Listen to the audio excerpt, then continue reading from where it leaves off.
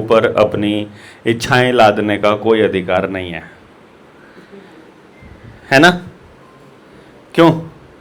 यदि आप 3 दिन देकर छुट्टी कर देते हैं, ऐसे बहुत से लोग देखे हमने जो कभी पहले मैं आपके उस प्रोग्राम में भी आया था, मेरे सवाल का जवाब चाहिए मुझे।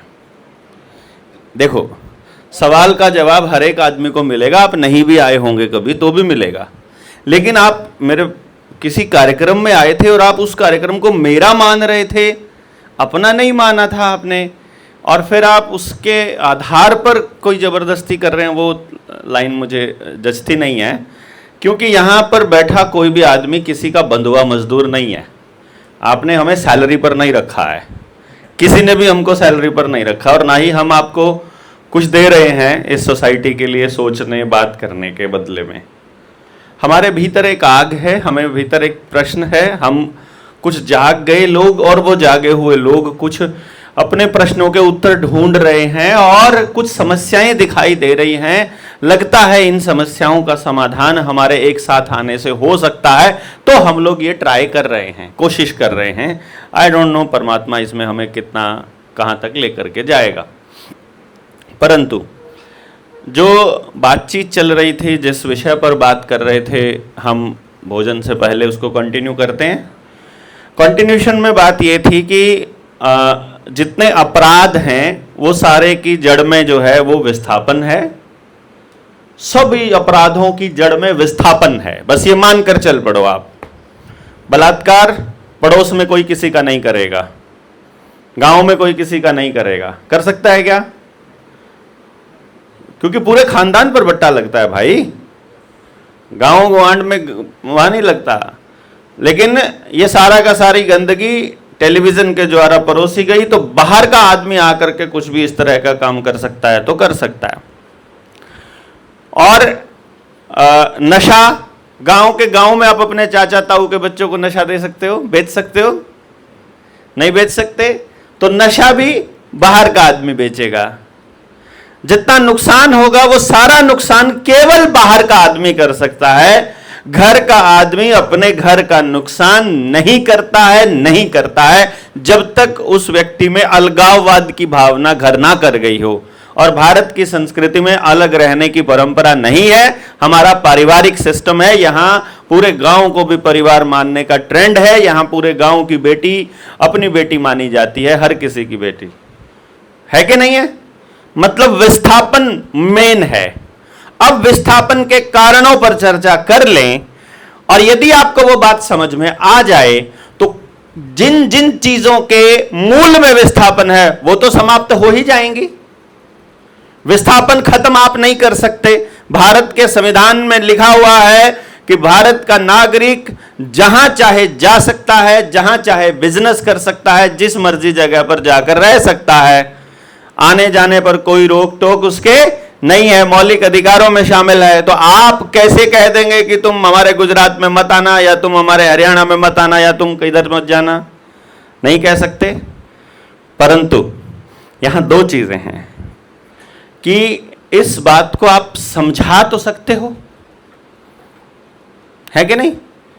जैसे आपके गांव के चौराहे पर कोई आपको पानी पूरी बेच रहा है, कोई वहां आइसक्रीम की रेडी लगा के खड़ा है, कोई चाइनीज खाने की रेडी लगा के खड़ा है। हम उसकी रेडी को बंद कराने के फेवर में नहीं है, लेकिन 2 सवाल बड़े कचोटते हैं। पहला, उसे अपना मूल गांव छोड़कर क्यों आना पड़ा? उसके लिए वहां की व्यवस्था जिम्मेदार है। और यहां उसे इतनी स्वीकृति आसानी से कैसे मिल गई? फिर यहां की व्यवस्था उसके लिए जिम्मेदार है। क्योंकि ये जब हमको मालूम पड़ जाएगा ना कि भाई उसका वहां होना समाज में कहीं भी किसी को भी लाभ नहीं दे सकता है, वहां के रहने वाले बच्चों की दिहाड़ी का या उनका खर्चा है लगभग 1000 रुपया, और वो अपने प्रदेश से आया है, वो यहां रह रहा है, उसका 500 रुपये भी बहुत ज्यादा मिलता है, उसे 500 भी बहुत ज्यादा पड़ता है, क्योंकि उसे वहां 50 रुपये और 20 रुपये में दिहाड़ी करने के लिए मजबूर किया जाता था जहां रुपया नहीं है। तो उसके लिए वो 500 भी बहुत ज्यादा है। वो अपना कितना ही रेट घटा के अपनी दिहाड़ी ले आएगा तो आपके आसपास के लोगों को, बच्चों को बेरोजगार कर देगा ऑटोमेटिकली। यही कारण है जो हम खाने से पहले, भोजन से पहले जब हम बात कर रहे थे कि बिहार के आदमी को हरियाणा और ये पंजाब का एरिया बहुत भाता है कि ये बहुत समृद्ध एरिया है, यहाँ रोजगार है। लेकिन हरियाणा और पंजाब का जो नौजवान है वो कह रहा है यहाँ रोजगार नहीं है, वो वहां से दूर जा रहा है, दिल्ली, चंडीगढ़, मुंबई, इस तरह जगह जा रहा है। और दिल्ली, चंडीगढ़, मुंबई, अहमदाबाद का जो नौजवान है वो वहां रह के कह रहा है कि यहाँ रोजगार नहीं है, तो वो यहां से विदेश जा रहा है।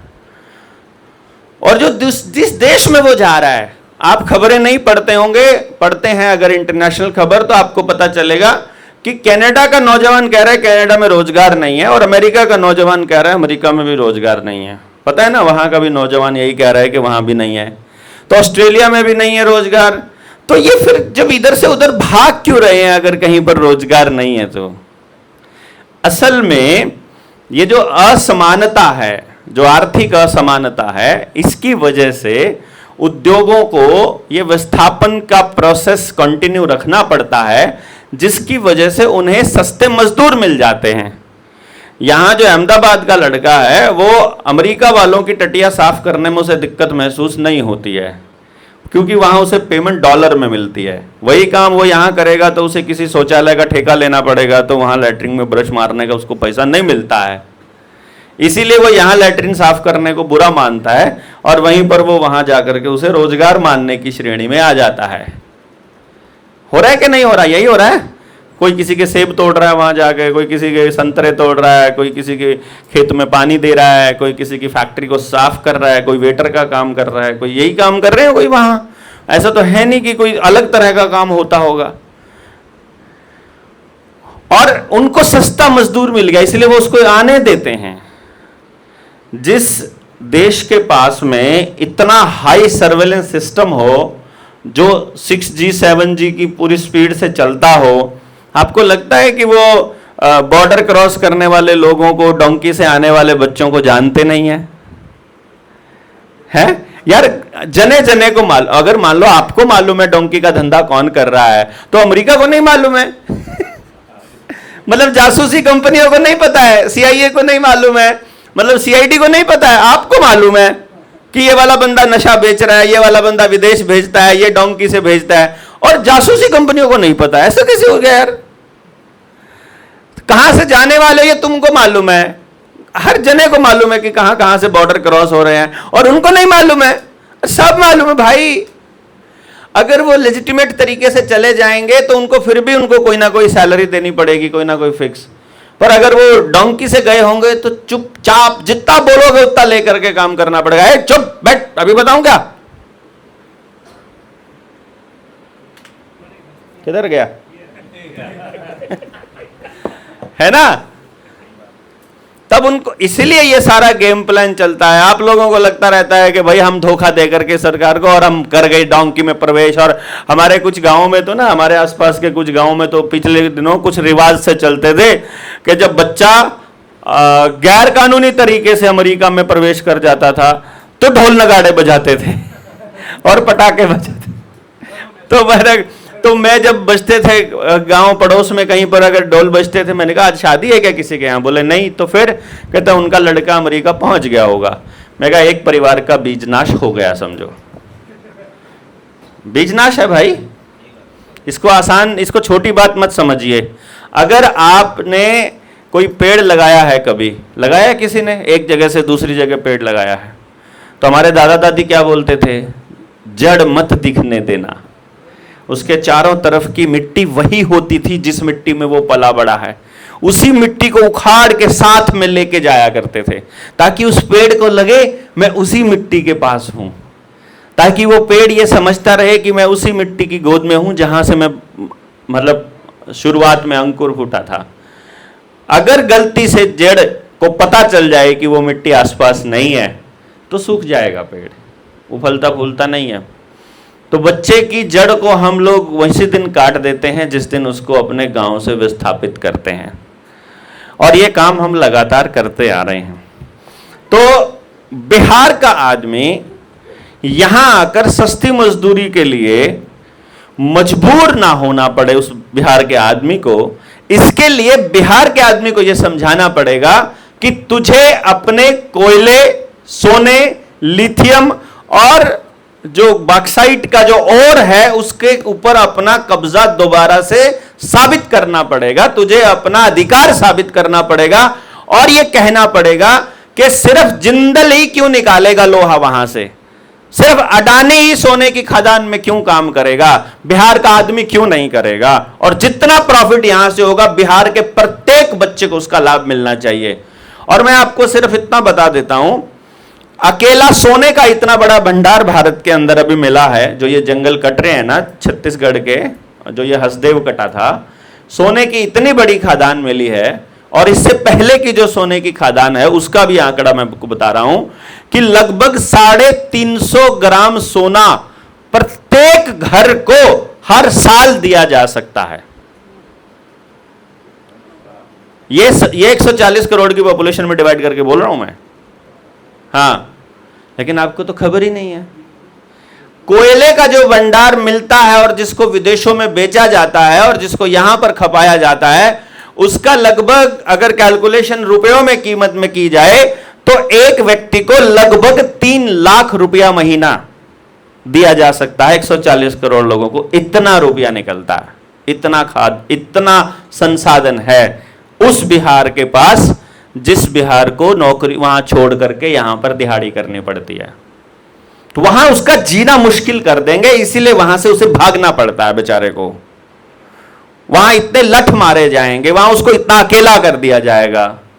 यहां आएंगे तो मेरे जैसे लोगों की आधी बात सुन ली कि विस्थापन करने वालों ने अपराध फैलाया, उतना तो सुन लिया। इस पर काम नहीं किया कि उनको वापस वहां पर स्थापित करने के लिए हम मदद करें, इधर से बिहारियों के लिए बोलें कि भाई तुम इनके संसाधनों पर कब्जा क्यों कर रहे हो, हैं? लेकिन वो कभी नहीं बताया जाएगा। राजस्थान का बच्चा है, वो कहां जा रहा है? मुंबई, बैंगलोर जा रहा है, ज्यादातर राजस्थान से विस्थापित हो गए। राजस्थान वाले बैठे हुए हैं यहां पर, जा रहा है कि नहीं जा रहा है ना? वो क्यों जा रहा है? क्योंकि राजस्थान के लोगों को नहीं मालूम है कि इनके यहां पर जो पत्थर की माइनिंग हो रही है उससे जो निकलने वाला पैसा है, यदि वो राजस्थान को मिलना चालू हो जाए तो राजस्थान पूरे देश के सबसे अमीर राज्यों में आ सकता है। लेकिन वो पैसा आपको नहीं मिलेगा ना। उसमें क्या होगा, इंडस्ट्री वाले जो है वो नीचे ही नीचे नेताओं को पैसा देते रहेंगे। और यदि कोई आपके जैसा आदमी नया नया क्रांतिकारी बन के कूदने लग जाए, आरटीआई वगैरह फाइल करने लग जाए, 2-4 को तो मारना है गोली से उनको, बाकी अपने आप चुप हो जाएंगे, है कि नहीं? पहले हुआ भी होगा, किसी ना किसी को ऐसे ही रगड़ दिया जाता है, जेल में सड़ा दो, कि कोई पोक्सो एक्ट लगा दो, किसी के ऊपर देशद्रोह का एक्ट लगा दो, किसी के ऊपर यूएपीए लगा दो। समाज में कोई व्यक्ति खड़ा होता नहीं है फिर ऐसे लोगों के साथ। अब वो फिर घर वाले फिर 1-2 साल की प्रताड़ना के बाद चुपचाप कह देते हैं, भाई जिसके लिए तुम लड़ रहे हो उनको तुमसे कोई मतलब ही नहीं है, क्यों खामखाई अपनी जिंदगी खराब कर रहे हो, छोड़ो यार, अपने बच्चे पाल लो चुपचाप, हैं?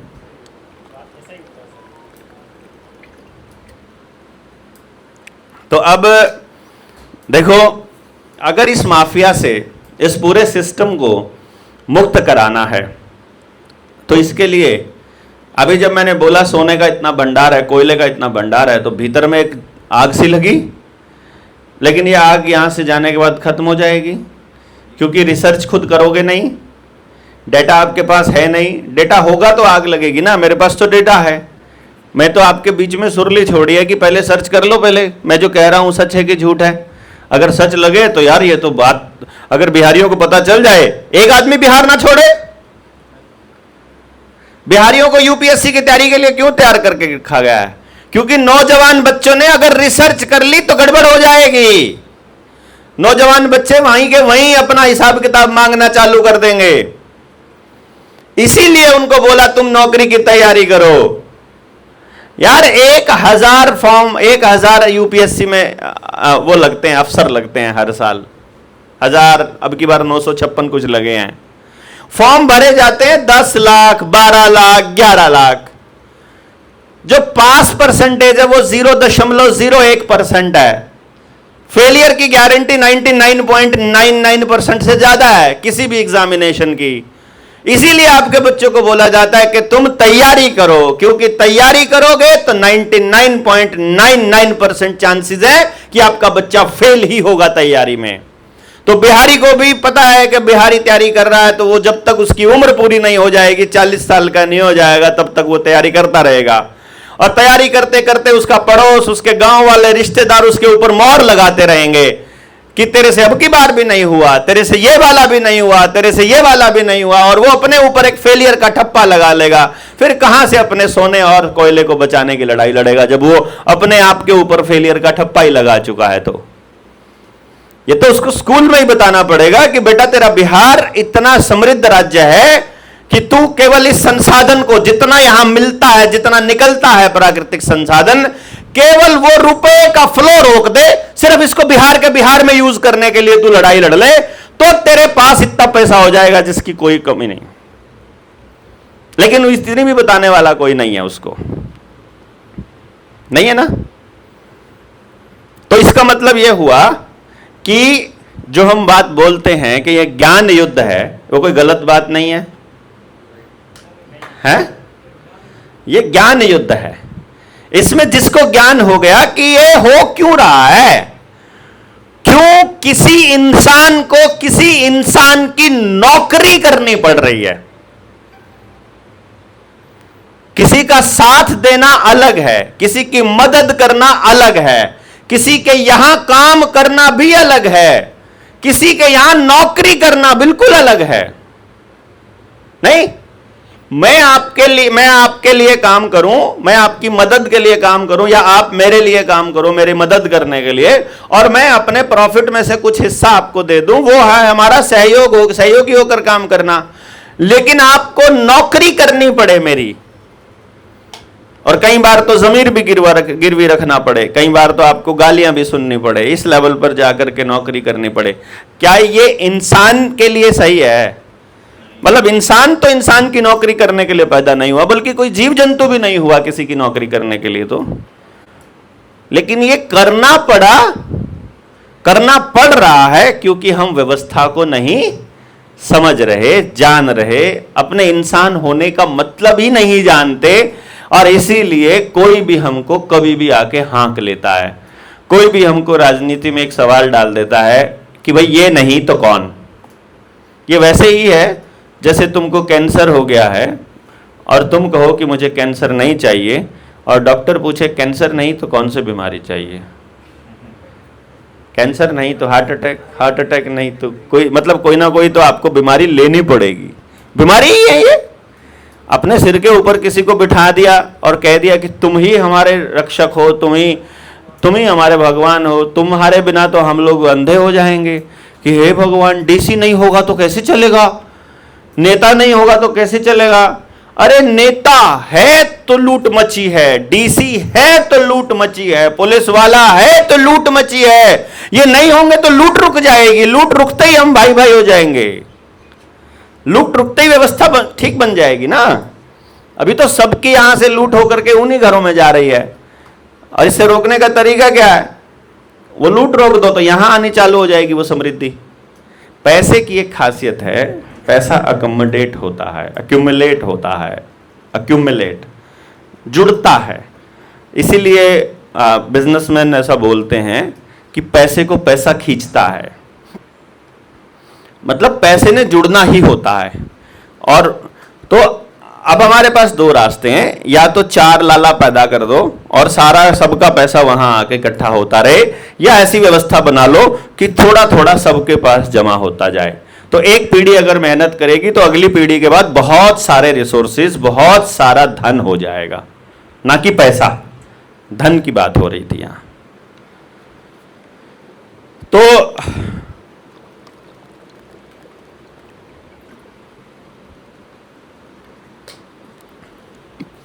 विस्थापन रोकने की प्रोसेस पे काम चल रहा था। यदि गांव में, यानी दो जगह पे काम करना पड़ेगा हमें विस्थापन रोकने के लिए। पहला, जहां से बंदा विस्थापित होकर आ रहा है वहां के लोगों को भी समझाना पड़ेगा कि तुम्हारे विस्थापन की वजह से तुम्हारे बच्चों की जड़ें कट रही हैं और हमारे बच्चों की भी जड़ें कट रही हैं। क्योंकि तुम्हारे विस्थापन की वजह से हमें विस्थापन करना पड़ रहा है, हमें विस्थापन करने की वजह से किसी और को करना पड़ रहा है, तो पूरे देश में, दुनिया में विस्थापन हो रहा है। अच्छा, विस्थापन का एक फायदा और है सिस्टम को, वो क्या है मालूम है? मान लो कोई पुलिस वाला आपके ऊपर ज्यादती कर दे, गलत व्यवहार कर दे, सड़क पे खड़े हुए को वैसे ही डंडे मार दे। अब आप उसकी आवाज ज्यादा बुलंद अपने गांव में उठा सकते हो या किसी अनजान शहर में उठा सकते हो, है ना? अपने गांव में तो उसी टाइम ट्राली भरकर थाने में पहुंच जाओगे, तूने हरामी छेड़ कैसे दिया, तेरी हिम्मत कैसे हो गई।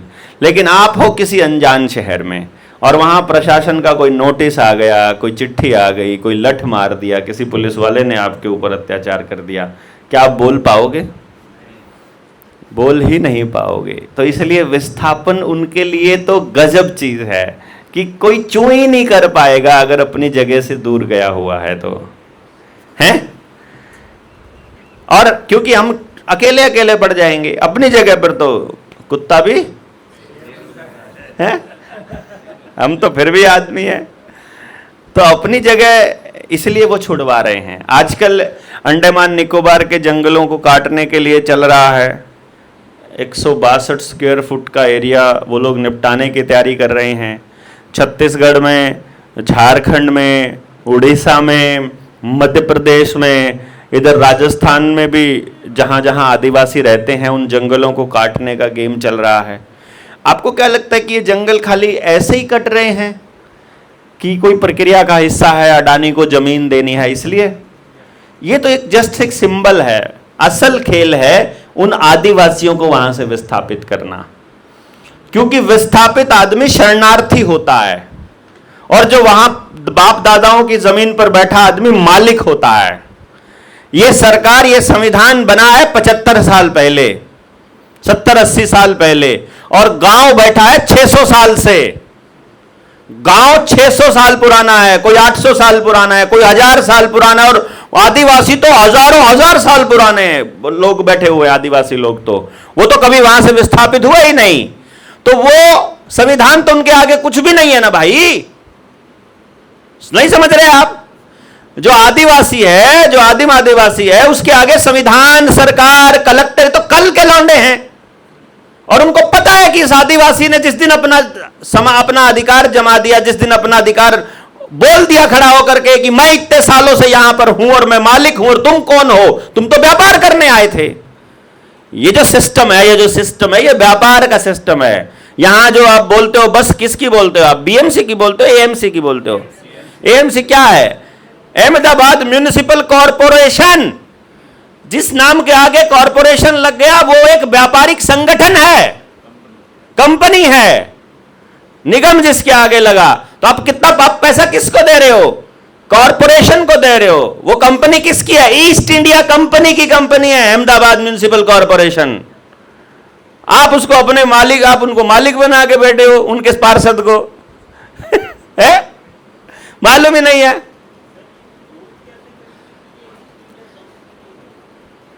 और कोई कंपनी रही नहीं इंडिया में। पहली कंपनी ईस्ट इंडिया कंपनी आई है, जितनी कंपनियां बनी है उसकी सब्सिडरी कंपनियां हैं। मालिक क्या है? आपने कंपनी खोल ली है, वो एएमसी के अंडर में है। एएमसी कब बनी थी? जब कभी शहर बने थे। शहर भारत की परंपरा में है ही नहीं। शहर बनाने के लिए आदिवासियों से लीज पर जमीन ली थी ईस्ट इंडिया कंपनी ने 1870 में, 1870 में। जो लीज खत्म हो रही है 1969 में। वो 1969 की लीज खत्म होने से पहले इन्होंने म्युनिसिपल कॉरपोरेशन के पार्षद के चुनाव, मेयर के चुनाव, ये फिर एमएलए के चुनाव, एमसी के चुनाव, ये नौटंकी चालू करी ताकि आपकी अगली पीढ़ी को ये लगता रहे कि ये राज इन्हीं का है। आई बात समझ में? भारत की परंपरा में कंपनी कहीं है ही नहीं है। व्यापार आधारित भारत नहीं है, व्यवहार आधारित भारत है। जहां व्यापार होगा किसी भी चीज का, वो भारत की परंपरा में ही नहीं है, वो भारत का हिस्सा ही नहीं है, वो भारत ही नहीं है। जहां इंसान इंसान का नौकर बन जाए, वो भारत की परंपरा का हिस्सा ही नहीं है।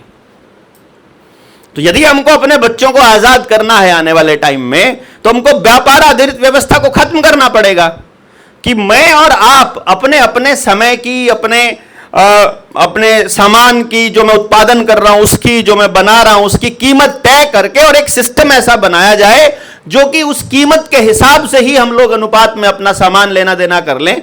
भाई आपको पैसा किस लिए चाहिए? सामान के लिए चाहिए ना, सामान खरीदने और बेचने के लिए चाहिए। पैसे के पास परचेजिंग पावर होती है, इसीलिए पैसा हम लोग संग्रह करके रखते हैं। क्योंकि अगर अनाज संग्रह करना हो गया तो वो लगता है कि यार इतना सारा अनाज खराब हो जाएगा, कोई और धन संग्रह, डंगर बांधने हैं, वो भी वैसे तो धन है, पर बांधोगे कितने बांधोगे आप, कितने बांध लोगे? तो इसीलिए क्या है, नोट रखना आसान है, कागज के टुकड़े रखना। गोल्ड रखते हैं तो बैंक वाले ही चोर भेज करके चोरी करवा देते हैं। अब तो बैंकों से ही चोरी होने लग गई। एक बता रहा हूं मैं आपको, कहीं अगर आपने बैंक में लॉकर में सोना वगैरह रखा हुआ है तो अपना जाकर चेक कर लेना, हो सकता है उन्होंने उसके बदले में नकली सोना वहां पर रख दिया हो चुरा करके। गायब हो रहा है पैसा, सोना गायब हो रहा है, लॉकर खोल रहा है बंदा, क्योंकि लॉकर ना तो मालिक को बताया था ना किसी को।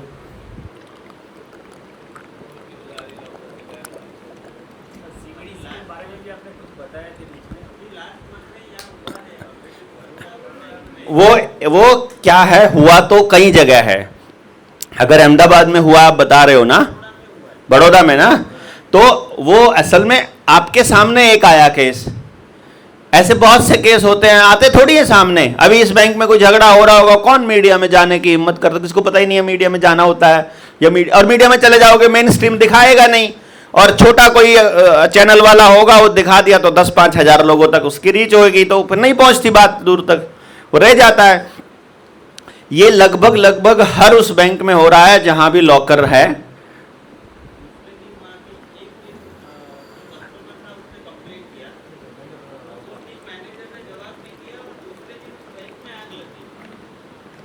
अच्छा, देखो क्या बता रहे हैं। जिस दिन देखो, पहले दिन कस्टमर ने कंप्लेंट कर दिया, मैनेजर ने जवाब दे दिया, और अगले दिन बैंक में आग लग गई। क्योंकि और लोगों को यकीन हो गया, तो उन्होंने भी अगर अपने लॉकर खोले तो सबका सोना गायब मिलना था। उससे पहले आग लगा दो, कह दो हमारी कोई जिम्मेदारी नहीं। निर्मला ताई पहले ही बोल चुकी है, बैंकों में रखे पैसे का आपको हमारी कोई जिम्मेदारी है ही नहीं। तो मतलब आपको लपेटने का इन्होंने पूरा इंतजाम करके रखा हुआ है। आपका बचने का इंतजाम है कि नहीं है, इस पे बात चल रही है हमारी। समाधान पे हम बात कर रहे थे। इस पे चर्चा करते करते हम विस्थापन पर आए। विस्थापन पर हमने देखा कि जहां से विस्थापन हो रहा है वहां के लोगों को विस्थापन का नुकसान जो पूरे समाज को होना है वो बताना, विस्थापन को रोकने के तरीके बताना, उनकी वहां की अपनी व्यवस्था बनाने का तरीका बताना, यहां से उनको सपोर्ट करना, और यहां के लोगों की अपनी व्यवस्था बनाना। ये दोनों रास्ते हैं। पॉसिबिलिटी है। मान लीजिए आप सब लोग एक गांव के निवासी हैं, हम ये मानकर चलते हैं कि आप एक गांव के निवासी हैं, और अब हम आपसे हम सबको बोलते हैं कि एक काम करेंगे, अपने गांव में घर हैं टोटल 400, और अब हम क्या करेंगे, हर घर में जाएंगे 400 घरों में। तो मान लेते हैं हम 100-150 लोग हैं, तो हमारे एक जने के हिस्से में 3 लोग आए, 3 घर आए, तो एक आदमी को 3 घर निपटाने में, 3 घरों में बात करने में कितना समय लगेगा? ज्यादा से ज्यादा 3 दिन। एक दिन एक घर में लगाओ, अपना दिन का काम निपटाओ, फिर अगले दिन अगले घर में चले जाओ, फिर अगले दिन एक जने को 3 दिन लगेंगे। और गांव में हमें बात क्या करनी है कि जैसे मान लो आपका क्या नाम है, जैसे हम बोलेंगे करण सिंह के घर गए, करण सिंह भाई क्या कर रहे हो? भाई इधर हैं बैठे, चलो आओ खाना खाएंगे साथ में, चूल्हे पर बैठ के, जहाँ भी रोटी बनाती है भाभी, तो भाभी वहाँ बैठी है, करण सिंह वहाँ बैठा है, करण सिंह के बच्चे बैठे हैं, और हम चले गए जा करके। हमने कहा भाई खाने के टाइम पे ही जाएंगे, हम खाना वहीं खाएंगे तुम्हारे यहाँ, ठीक? खाने का आधा घंटा पौना घंटा लगना ही लगना होता है। हम बात क्या कर रहे हैं कि देखो करण सिंह, हम पूरे गाँव की एक व्यवस्था बनाने की प्लान कर रहे हैं। अपन कुछ साथी इकट्ठे हुए हैं, जितने लोग हैं, हमने ये प्लान किया है कि हम ना अपने गांव में, जो गांव का सामुदायिक स्कूल है, जो अपना पुरखों ने जिसकी ज़मीन छोड़ी हुई थी, जिसको आजकल सरकारी स्कूल बोल देते हैं, अपन इस स्कूल में जो टॉप के टीचर्स हैं, जहां आपका बच्चा पहले कहां पढ़ता है, फलाने स्कूल में पढ़ता है, उस स्कूल के टीचर्स को अगर हम यहीं ले आए तो फिर भी आपको उसी स्कूल में भेजना है कि यहां भेज सकते हो? भाई अगर जहां आपका बच्चा पहले जा रहा है, या तो वही वाले टीचर्स या फिर उनसे अच्छे टीचर, क्योंकि प्राइवेट स्कूल में किसी टीचर को कितना रुपया मिलता है? 10,000, 8,000, 10,000, 15,000, इससे ज्यादा मास्टर रहा नहीं है अब, ठीक है। और गली गली में मास्टर खिंडते हुए मिलते हैं, मतलब खींच के एक फुटबॉल को किक मारो तो मास्टर को पक्का लगेगी, मतलब 8-10 लोगों को जिनको लगेगी एक मास्टर पक्का होएगा वहां है, डिग्री वाले मिलेंगे वहां। तो अब हम ये कह रहे हैं कि भाई करण सिंह, वो टीचर्स हम गांव में लाने की तैयारी कर रहे हैं, तो तुम बताओ तुम्हारी क्या राय है? बोलेगा भाई मैं तो चाहता हूं गांव में ही रखना, पर ये नहीं मानती, ये कहती है टाई वाला स्कूल ही चाहिए। ये क्या मुंह दिखाएगी अपनी सहेलियों में? ज्यादातर लेडीज को ऐसा रहता है ना कि मेरा बच्चा किसे स्कूल में जा रहा है, कैसी बस में जा रहा है, कैसे कपड़े पहन के जा रहा है, तो वो देखेगी। तो वो बोलते चलो अच्छा भाभी आप बताओ, हम यहाँ टाई वाई का भी अरेंजमेंट कर लेंगे, हैं? तो आपको क्या लगता है अगर 450 घर होंगे गांव में, कितने लोग तैयार हो सकते हैं इसके लिए? मान लो मैं आपको गांव मान लेता हूं, आप में से कितने लोग तैयार हैं इस प्रोसेस में कि हम गांव के ही स्कूल में बिना खर्चे के सामुदायिक तौर से अपना स्कूल? आप नहीं तैयार हो? हाँ जी, आप नहीं तैयार हैं? अरे गांव का स्कूल खोलना यार, इतना काम करना, हाथ यहां तक तो ला ही सकते हैं हम लोग। अब आप सारे तैयार हैं? टोटली 100% आ गया। अब 100% आ गया तो अब मैं आपसे ये कह रहा हूं कि देखो भाई, बच्चे किसके पढ़ेंगे वहां पर? हमारे। अब क्या पता, आपका क्या नाम है? बाबू भाई कहते हैं मेरे तो बच्चे बड़े हो गए, कॉलेज में है, मेरे को कोई मतलब नहीं है स्कूल से। हो सकता है इनका बच्चा बड़ा हो गया हो, 12वीं पास कर गया हो और उनका स्कूल से कोई लेना देना नहीं हो, तो बाबू भाई को बोलेंगे तुम्हारा पोता पोता भी तो आएगा, तो काम तो तुम्हारे भी काम का है स्कूल। तो अब हम क्या कह रहे हैं कि भाई देखो, इस स्कूल में जो स्कूल हम खोलने जा रहे हैं, जिस स्कूल में हम अपने बच्चों को पढ़ाने जा रहे हैं, इसमें 450 के 450 घरों का योगदान चाहिए हमको, है ना? देखो 450 घर मान गए तो 450 का योगदान चाहिए, 400 घर मान गए तो 400 का चाहिए। 50 घर नहीं माने, हम ये मान के चलते हैं, तो उनसे तो आप सहयोग क्या लोगे जो 50 घर माने ही नहीं है। और कई बार ऐसा हो सकता है कि वो 50 घरों के बच्चे पहले से कहीं बाहर पढ़ते हों, वो गांव में पढ़ते ही ना हो पड़ोस में, तो उनसे हम सहयोग यदि मांगेंगे तो ऐसे परिवार सहयोग करने से मना भी नहीं करते हैं। सहयोग में हमें पैसा नहीं मांगना, सहयोग में पैसा इंपॉर्टेंट नहीं है, सहयोग में है कि हमको वो व्यवस्था बनानी है जिसमें हमारा बच्चा यहां से पढ़ेगा अगर। और अब आप देखो, जो 50 नहीं माने मैं उनकी बता रहा हूं, मान लो हम ये गारंटी देते हैं अपने गांव के लोगों को कि जो बच्चा अपने इस विद्यालय में पढ़ेगा उसके रोजगार की गारंटी है 100%, फिर कितने मान जाएंगे? गारंटी रोजगार की, यहां से पढ़ेगा तो गारंटी है, प्राइवेट स्कूल से पढ़ेगा तो कोई गारंटी नहीं है, मान जाएगा ना? और रोजगार की भी ऐसे रोजगार की जिसमें वो बच्चा पसंद करेगा उस रोजगार को, फिर सब करेगा। तीसरा कंडीशन, उसको गांव से बाहर कहीं नहीं जाना पड़ेगा मजबूरी में, है कि नहीं? यानी देखो, ना बच्चे को पढ़ने के लिए बाहर जाना है, ना बच्चे को रोजगार के लिए बाहर जाना है, और जो रोजगार वो चुनेगा उसको वो जिंदगी भर पसंद करेगा, मजा आएगा उसको जिंदगी जीने में। हम इस तरह की व्यवस्था वाला स्कूल खोलना चाहते हैं। अब गांव कौन तैयार नहीं है? सब तैयार है? सब तैयार। आप में से किसी ने एजुकेशन की ट्रेनिंग करी है? बेसिक ट्रेनिंग करी है मेरी? 1 2 3 4 लोगों ने करी है। पूरे के पूरे देखे हैं? जिन्होंने पूरे देखे हैं, मुझे आप अपनी बुद्धि से, विवेक से एक बात बताइए। उससे अगला पार्ट तो मैंने समझाना बाकी है, मैनुअल ट्रेनिंग तो होनी बाकी है, लेकिन मैं जो उसमें बात कह रहा हूं कि ये चीजें बच्चे के बारे में पता चल जाएंगी, तो अगर हर बच्चे के बारे में पता चल जाए तो क्या संभव है ऐसा स्कूल बनाना? मतलब कोई ऐसा तो नहीं लगता कि मैं हवा में बात कर रहा हूं, क्योंकि मेरे पास ये प्रैक्टिकल नॉलेज है। जिन्होंने ट्रेनिंग करी, आपने करी है, पता लग जाएगा ना। तो 100 बच्चे, अगर 450 घरों में 800 बच्चा है, 800 के 800 बच्चों का पता चल जाएगा। मैं आपको ये गारंटी से कह रहा हूं कि गांव के प्रत्येक बच्चे को, कि उस बच्चे का दिमाग क्या है, क्या चीज वो पसंद करेगा, कैसे सीखेगा, किस तरह का टीचर चाहिए, किस तरह का उसको काम चाहिए, सब कुछ पता चल जाएगा। अब हमको सारे गांव वालों को एक बात रख के लेनी है कि तुम्हारे घर में चटनी के साथ रोटी बनी है, तुम्हारे घर में सब्जी बनी है, तुम्हारे घर में शाही पुलाव बना है, हमें नहीं पता क्या बना क्या नहीं। अब हम लोग अपने अपने घर में अकेला नहीं खाएंगे, हम क्या करेंगे, हम सारे जने अपना भोजन ले आएंगे, यहां बीच में रख देंगे, और अब क्या पता किसी को अपने घर में बनी हुई सब्जी पसंद ही ना हो, तो तुम इनमें से दूसरे वाली चूज कर लो, तुम दूसरी चूज कर लो। ये वैसे ही है कि तुम सब अपने बच्चे स्कूल को दे दो, स्कूल तय करेगा कौन सा बच्चा किस तरह की तैयारी करेगा। तुम्हें जानना है कैसे पता चला, उसके लिए ट्रेनिंग ओपन है पब्लिक के अंदर।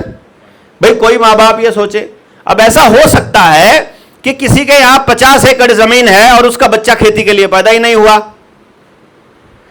और ऐसा हो सकता है कि ये 5 लोगों के बच्चे खेती के लिए पैदा हुए और इनके पास 1 एकड़ भी जमीन नहीं है।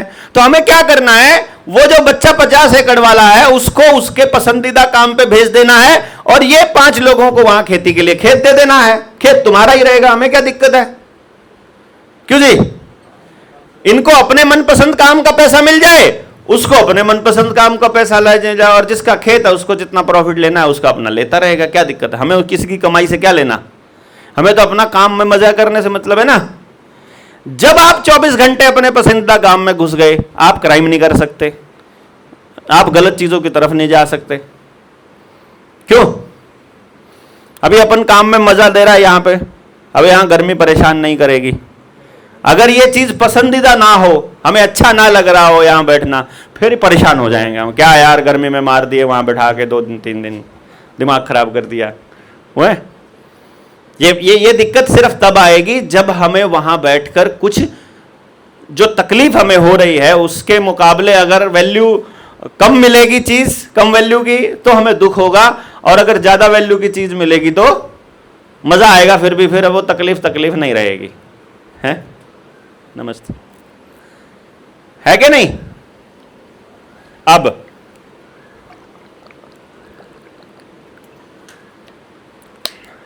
अब मैंने यहां से क्या जाना और यहां से क्या कंक्लूजन निकाला कि यदि समझ है तो उनकी व्यवस्था भी वहां बन सकती है और हमारी व्यवस्था यहां बन सकती है। हम एक दूसरे का कल्चर को समझने के लिए तो आए जाएं तो मजा है, हम वहां जाएं किसी काम से और वहीं रह जाएं ये तो कोई तुक नहीं है, हैं? और वैसे किसी मतलब रिसर्च पर्पज से रहना हो 5 साल 10 साल फिर भी कोई दिक्कत नहीं है, पर वहां की अर्थव्यवस्था के ऊपर बोझ बन जाए वो फिर वहां की कल्चर फिर निकाल देगी। जैसे फिर ट्रंप ने बेड़ियों में बांध करके, है ना, बेलों में बांध करके वापस फेंके थे अपने वाले, फिर वो हाल हो जाएगा। ये एक सिंबल था। ट्रंप जो है वो बहुत कहीं तो इतने अच्छे काम कर रहा है, वो सिंबॉलिकली बता रहा है आपको कि यार तुम यहां अपने बच्चों को भेज रहे हो और हम यहां कीड़े मकोड़ों की तरह उनको ट्रीट कर रहे हैं, तुम इनको अपने पास ही क्यों नहीं रोजगार दे देते हो, उनको जीना क्यों नहीं सिखा रहे हो? क्योंकि वहां जाकर कोई बहुत इज्जत वाला काम तो कर नहीं रहे। ऐसा तो है नहीं कि वहां जाकर के वो ट्रंप के ऑफिस में ही काम करने जाता है यहाँ का बच्चा, है? वो तो जाके कहता कुछ भी काम मिल जाए, कुछ भी मिल जाए। अरे कुछ भी फिर यहां ढूंढ लो। वो कहता है यहां पर वैल्यू नहीं है, यहां पर पैसा नहीं मिलता है। और मैं कह रहा हूं असल में यहां पैसा मिलता है, लेकिन यहां पैसे की वैल्यू खत्म करी गई है अननेसेसरी का पैसा छाप करके। तो जो पैसा छापने की प्रोसेस पे अगर कंट्रोल करना चालू हो जाएगा, उसी दिन भारत के रुपए की वैल्यू वो हो जाएगी, फिर आपको ये टेंशन नहीं होगी कि मिलता नहीं है। जब मैं नौकरी लगा था उस टाइम पे मेरी सैलरी 5,000 रुपया थी, और मतलब वो बहुत बड़ी सैलरी हुआ करती थी, कोई ऐसा नहीं था कि नहीं थी। क्योंकि उस टाइम पे मार्केट में जो फिएट मनी था और अननेसेसरी छापा हुआ रुपया था और जो कर्जा था वो इतना ज़्यादा नहीं था 2004-05 में ना, 2003-04 में। ये तो ज़्यादा तो 2010 के बाद फिएट मनी जो आया मार्केट में और उसने फिर जो तबाही मचाई है वैल्यू की, जो रुपए की जो वैल्यू ख़त्म की है वो बड़ी अजीब सी थी। एनी हाउ, मैं यहाँ से ये समझा कि सारा झगड़ा था समझ का, और समझ जो है वो एक दिन की बातचीत से तो नहीं आती है। मतलब जितनी बात मैंने ये अभी आउटलाइन में की है, जब इसकी गहराई में जाएंगे तो इसके एक एक चीज़ की 20-20, 30-30 परतें फिर मिलेंगी। मतलब जो ठेकेदार हैं उनकी गुंडागर्दी अलग, पुलिस वालों की अलग, फिर इनका नेक्सस अलग, पॉलिटिशियंस का अलग, दुकानदारों का अलग। मेरा ये मानना है कि जब आप इसमें अंदर घुसेंगे और काम करने लगेंगे तो इतनी पेचीदगियां दिखाई देंगी कि लगेगा ये संभव नहीं है। और ये कब लगेगा संभव नहीं है? जब हम थोड़े लोग होंगे, तब लगेगा ये संभव नहीं है। लेकिन ये संख्या अगर बढ़ जाए, संख्या अगर खूब हो जाए और पैरेलल में हम 2-3 काम कर लें, सिर्फ 2-3 काम, तो मुझे लगता है इसमें आसानी हो जाएगी। पहला काम, जो लोग समाज पर काम करना चाहते हैं और समाज को समझा सकते हैं, उनकी जिम्मेदारी हम उठा लें। जैसे अपना शिष्य कुल बन रहा है, शिष्य कुल में क्या है कि हम गारंटी दे रहे हैं कि आपका बच्चा यदि इस यहाँ आ गया तो उसको समाज में स्थापित करने की जिम्मेदारी हमारी है। तो जो समाज पर काम करना चाहते हैं उनके बच्चों की जिम्मेदारी ले लें हम। आप टेंशन फ्री हो गए कि बच्चा क्या करेगा क्या नहीं करेगा, आपको बीच में कुछ हो गया, जेल हो गई, मर गए, आपको कोई टेंशन नहीं। वो जाने, आप सिस्टम जाने, अपना शिष्य कुल जाने, अपना गुरुकुल जाने, तुम आपकी कोई जिम्मेदारी नहीं। एक प्रॉब्लम हो गई सॉल्व। उधर से हम आपके बच्चे को तैयार कर रहे हैं, इधर से आप अपने समाज को तैयार कर लो। भाई गांव से 2 बच्चे ले लिए मैंने, एक सोच कर देखो आप, गांव से 2 बच्चा लिया, 2 बच्चों के कितने माँ बाप हो गए? 4 जने हो गए ना, 2 मम्मी 2 पापा, है ना। अब मैं क्या कह रहा हूं कि इन बच्चों को पास आउट होने के बाद आना तो इसी समाज में है। तो मैं माँ बाप को क्या कह रहा हूं कि आप लोग सिर्फ अपने गांव में डेली का 1 घर कर दो। जैसे मैं कह रहा हूं, हम पूरा षड्यंत्र बता रहे हैं, पूरी व्यवस्था कैसी बनाना चाहते हैं वो बता रहे हैं। तो क्या 1 घर में बात की जा सकती है रोज? बताओ जरा, काम छोड़ना पड़ेगा उसके लिए? 1 घर में बात करने के लिए कोई काम नहीं छोड़ना पड़ेगा। 1 घर सुबह के खाने के टाइम पे हो सकता है, 1 घर शाम के खाने के टाइम पे हो सकता है, और 1 घर दोपहर में खाली टाइम में हो सकता है। एक दिन में 3 घर हो सकते हैं, लेकिन हम कह रहे हैं सिर्फ 1 घर। हम 1/3 काम दे रहे हैं माँ बाप को। और पूरे गांव में, बहुत बड़ा गांव होता है तो कितने घर होते हैं? 1000-2000, 1000 घर मान लेते हैं। 4 लोगों में 1000 घर डिवाइड करो, 4 घर डेली हो रहे हैं, कितने दिन में हो जाएगा? 250 दिन में। 250 दिन मतलब 1 साल से पहले। यानी आपके बच्चे का उधर जब तक 1 साल में कल्चर तैयार हो रहा होगा, उतने दिनों में आपके गांव में हर घर तक हमारी बात जा चुकी होगी। नहीं होगा? मुश्किल है क्या? मतलब मुश्किल तो नहीं लग रहा, ये कोई ऐसा तो नहीं लग रहा कि हो नहीं सकता, प्रैक्टिकल नहीं है। और मैं इसको प्लान कर रहा हूं, जो हमने इरादा किया है कि 1000 बच्चों पे 2 बच्चे, 1000 बच्चों पे 2 बच्चे। यानी गांव में वोट अगर हमारे पास 1000 हैं तो वहां से 2 बच्चे लेने हैं। अगर गांव में वोट 4000 है तो वहां से 8 बच्चे लेने हैं। 8 बच्चे हैं तो 16 माँ बाप हो गए। 16 माँ बाप ने जेएसएम की सारी ट्रेनिंग कर रखी है, सारा षड्यंत्र समझते हैं, सारी एजुकेशन की ट्रेनिंग कर रखी है। तो क्या वो अपने गांव को नहीं समझा पाएंगे? बताइए ना। बहुत आराम से समझा देंगे व्यवस्था को। तो इधर से गुरुकुल में आपका बच्चा तैयार हो रहा है, उधर से आपका समाज तैयार हो रहा है। जो बाकी के बच्चे बचे गांव के, क्योंकि उनकी क्या गलती है भाई, वो भी सुधारना चाहते हैं, उनके माँ बाप के लिए उनके माँ बाप की ट्रेनिंग अपने पास ऑलरेडी दी हुई है, और उनके टीचर्स के लिए ट्रेनिंग हम तैयार कर देंगे। भाई वो जो 14,000 बच्चे गुरुकुल में पढ़ने वाले हैं उनको भी मैं थोड़ी पढ़ाऊंगा, तैयार किए हुए टीचर्स पढ़ाएंगे। वो टीचर्स अपन गांव के लिए भी तैयार कर सकते हैं।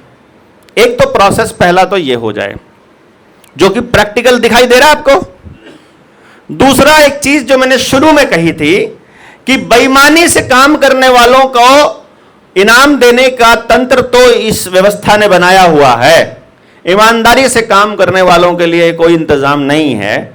तो हमने ये तय किया कि हम सबसे पहले ऐसे 1,000 लोगों की अपनी एक टीम तैयार करेंगे। 1,000 लोग, पहले 1,000 करेंगे जिनके ऊपर हम लोग ट्रस्ट करते हैं और जो हमारे ऊपर ट्रस्ट करते हैं, जिन्होंने ये कसम खाई हुई है अपने मन ही मन कि हम किसी के साथ धोखा नहीं करेंगे, किसी के साथ धोखा नहीं करेंगे। 1,000 लोग हमें मिल जाएंगे क्या पूरे देश में से? आराम से मिलेंगे ना। ऐसे 1,000 लोग, अब हम एक परिवार की तरह काम करते हैं और हम ये कहते हैं कि अब आप अपने समाज पर काम करो। अगर तुमको कस्टमर चाहिए तो अपने मोर्चे में खूब हैं, अच्छी चीज चाहने वाले।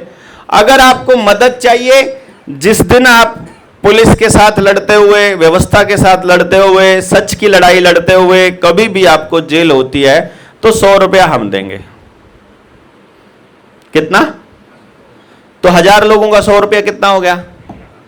1 लाख।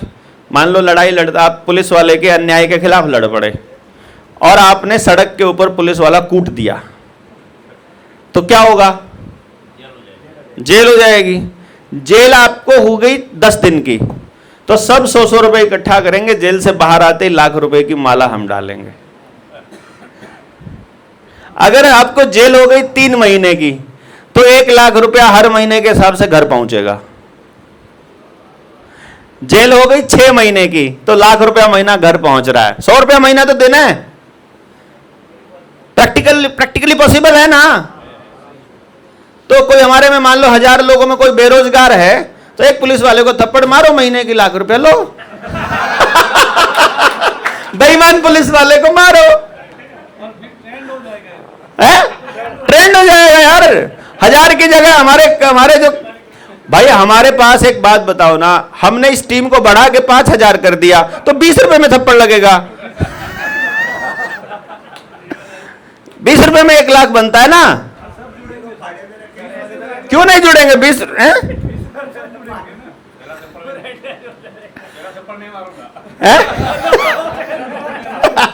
पहला थप्पड़ मारने वाला तैयार हो गया, वो एक पीछे बैठे ही था। क्या कह रहे हो? लेडीज को जेल लेडी पुलिस भेजेगी?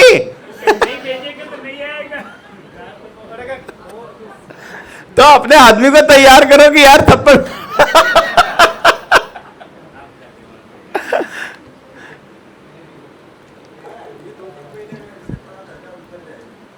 है? कर्जा उतर गया।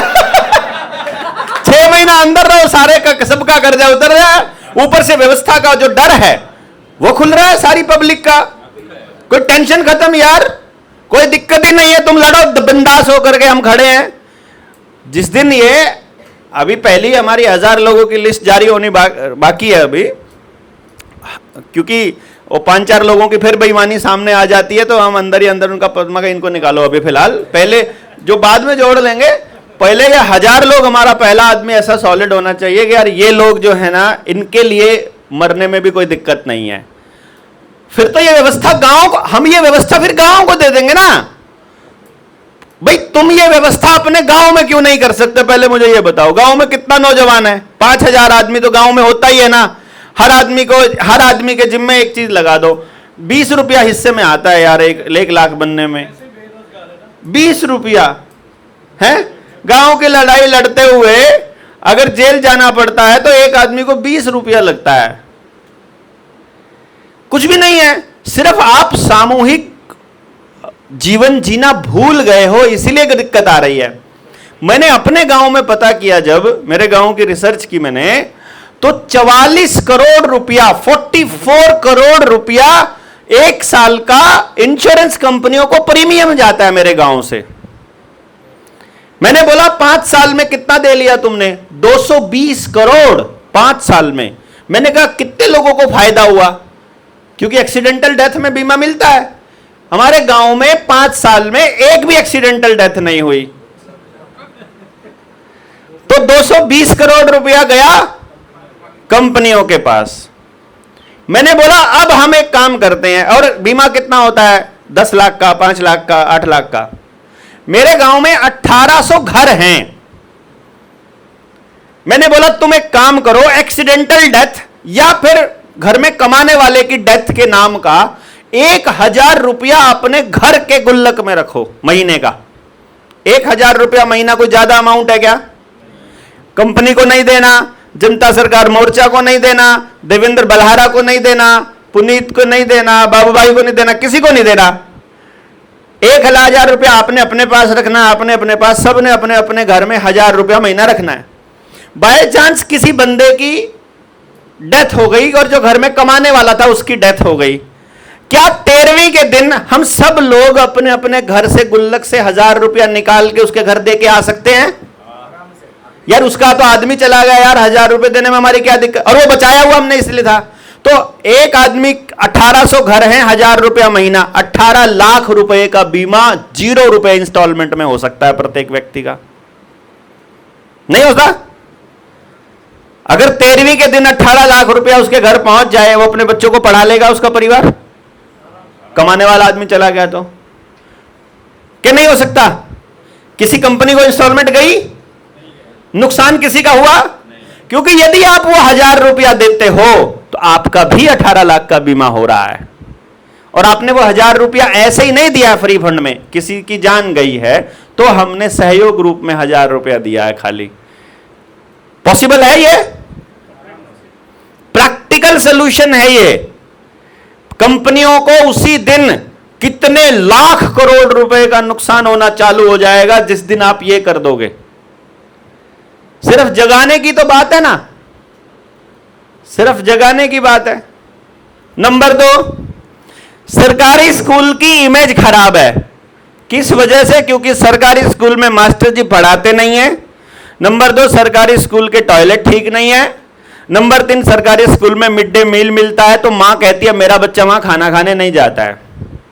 अब मैं आप गांव वालों से पूछता हूं, मेरे गांव की इमेज खराब है, मुझे गांव का टॉयलेट ठीक करना है।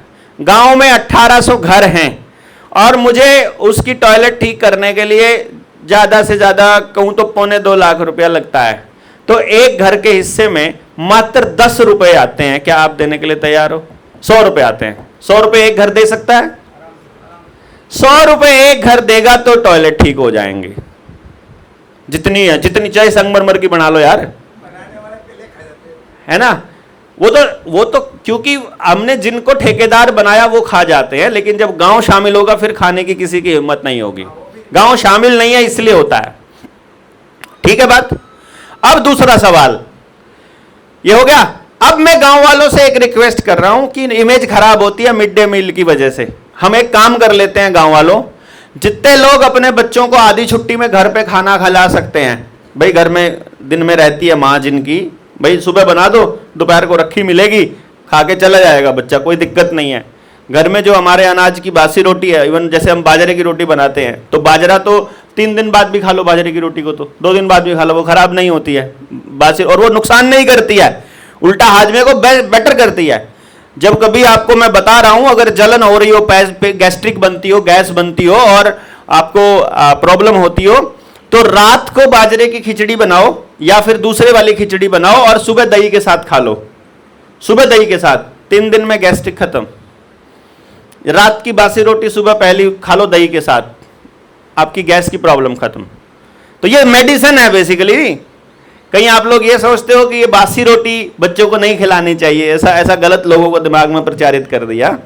ठीक है, अब मैं आपसे ये पूछ रहा हूं कि जो लोग गांव में खिला सकते हैं वो ठीक है, बाकी के बच्चों के भोजन का इंतजाम हम लोग गांव के मंदिर में मिल करके गांव वाले कर लिया करेंगे। और मुझे लगता नहीं है, क्योंकि मैंने कैलकुलेट करके देखा है कि 1000 आदमियों का खाना अगर हमें खाना है और सामूहिक रूप से हो रहा है तो लाख रुपए के सामान में दौड़ के आराम से हो जाता है ना? क्यों? तो यहां पर अगर हम खाना खिला रहे हैं अपने स्कूल के बच्चों को, तो मुश्किल से 5 से 10 रुपया पर डे का हिस्सा में आएगा। 5 से 10 रुपया है, अपना बच्चा ही खा रहा है अपने ही गांव के स्कूल में, और वो इस तरह का होगा कि कोई बाहर का आदमी भी आके खा रहा है तो आराम से खा सकता है वहां पे। आप बताओ इसमें तैयार कौन कौन हो सकता है? रेडी है ना सारा गांव? किसी को प्रॉब्लम ही नहीं है भाई। आज प्रॉब्लम सबसे ज्यादा क्या आई हुई है दोस्तों? विश्वास की, कि जो आदमी सामने से माइक पे बोल रहा है उस पर ट्रस्ट नहीं है लोगों को।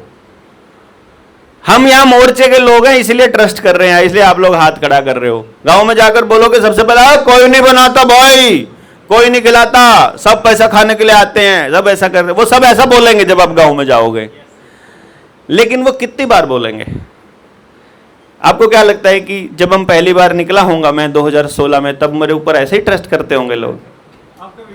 देखा था ना, कोई ट्रस्ट नहीं करता था, क्योंकि ट्रस्ट करने का रिवाज ही नहीं था हमारे समाज में। धोखा हुआ है ना हर बारी, तो अब वो धोखा हुआ है, उसको हमें इतना तो मतलब उसको बेनिफिट ऑफ डाउट देना पड़ेगा। यार उस बंदे के साथ धोखा हो रखा है, तो वो 2-4 बार अगर हमें गाली दे दे, 2-4 बार हमें बुरा सुना दे, हमको भला बुरा कह दे, हमें बुरा नहीं मानना है, क्योंकि वो किसको गाली दे? जिसने धोखा दिया तो भाग गया और उसके पास कोई गाली सुनने वाला भी नहीं है। तो हम लोग ये मानकर चले कि जब समाज का काम करने चलेंगे तो शुरुआत में हमको खूब सारी गालियां पड़ेंगी। अपन घर से ही मान के चले कि आज कहां चले, घर वाली बोले कहां चले, तो हमने को ये बोला गालियां खाने जा रहा हूं। अगर नया ट्रेंड ये बना ले हम गालियां खाने का, तो एक दिन तो आएगा ना जब गांव वाले ट्रस्ट करेंगे कि नहीं यार बंदा बात तो ठीक कह रहा है, इसकी सुनने में क्या जाता है। इतना सा सब्र अगर हमारे पास हुआ, मैं आपको यह बता रहा हूं कि ज्यादा समय नहीं लगेगा। अभी मैंने 4 साल की इस यात्रा में एक चीज नोटिस किया, लगातार बोलते रहने का क्या फायदा हुआ कि मेरी आवाज जो है वो बहुत दूर तक चली गई, आसपास के लोगों तक। अब मैंने जिला वाइज मीटिंग करनी चालू करी है, तो मेरे पास हर जिले में 100-125 अब नए लोग आ रहे हैं, नए लोग। तो मैंने कहा कि मैं अगर एक मीटिंग करूं पूरे स्टेट की, तो आप लोग आओगे 50-50 लोग। तो वो सारे लोग तैयार हो गए। मैंने कहा जिले में से 50 लोग मुझे चाहिए, एक जिले से, और 22 जिले हैं मेरे पास, 1100 आदमी हो जाएगा ना? 1100 आदमियों की 3 दिन की मीटिंग करूंगा अभी मैं हरियाणा में, बड़ी जल्दी 1100 लोगों की 3 दिन की मीटिंग। और उसके बाद उनकी जिम्मेदारी लगाऊंगा। 7000 गांव हैं और 1000 लोग मान लेता हूं, 1100 को माइनस करके 1000 बोल देता हूं। 1000 लोगों में अगर 7000 गांव बांटने हो तो एक जने के हिस्से में कितने गांव आते हैं? 7 गांव ना। 7 गांव करना कितना मुश्किल है? 7 दिन अपनी जिंदगी के समाज को देना मुश्किल काम है क्या? हफ्ते में 1 दिन भी दो तो 7 हफ्ते में निपट जाएगा, और अगर 1 हफ्ता दे दो तो 1 हफ्ते में निपट जाएगा। यानी मेरा पूरे हरियाणा के 7000 गांवों में हमारी बात लेकर पहुंचने वाले और वहां से टीम तैयार करने वाले योद्धा अब तैयार हैं, 2 महीने में तैयार हो जाएंगे। लेकिन इसके लिए मैंने सब्र किया 4 साल तक, 4 नहीं 9 साल किया वैसे, पर मोर्चा बने हुए 4 साल अगर मान के चलो तो 4 साल इंतजार किया है तब के, कि कोई दिक्कत नहीं है, हम कोई कुछ भी कहे हम बोलते रहेंगे, हम बोलते रहेंगे, हम बोलते रहेंगे। आप लोग आज बोलना चालू करोगे, आज अपनी यात्रा को शुरू करोगे, तो आपकी यात्रा के ऊपर यकीन करने वाले लोग आपको 3 साल बाद मिलेंगे। दुकान है किसी की आप में से, बिजनेस या दुकान कुछ भी हो, हाथ खड़ा करो। अब आप दुकान वाले क्या बोलते हैं? लाला जी आपके पिताजी से ली थी क्या आपने दुकान? आपने करी थी। तो दुकान जब हम खोलते हैं तो किसी ने अपने पिताजी से भी ली थी? नहीं, सबकी अपनी है। अब मैं आपको ये बता रहा हूं, जस्ट आपने सुना भी होगा पहले, कि कोई भी बिजनेस का प्रोबेशन जो पीरियड है वो 3 साल का मान के चलते हैं। गलत है कि सही है? सही है ना, कि हैं? 1000 दिन। हाँ, तो 1000 दिन होता है। अपने तो 1000 दिन अभी हुए, आज ही 26 तारीख को हुए हैं।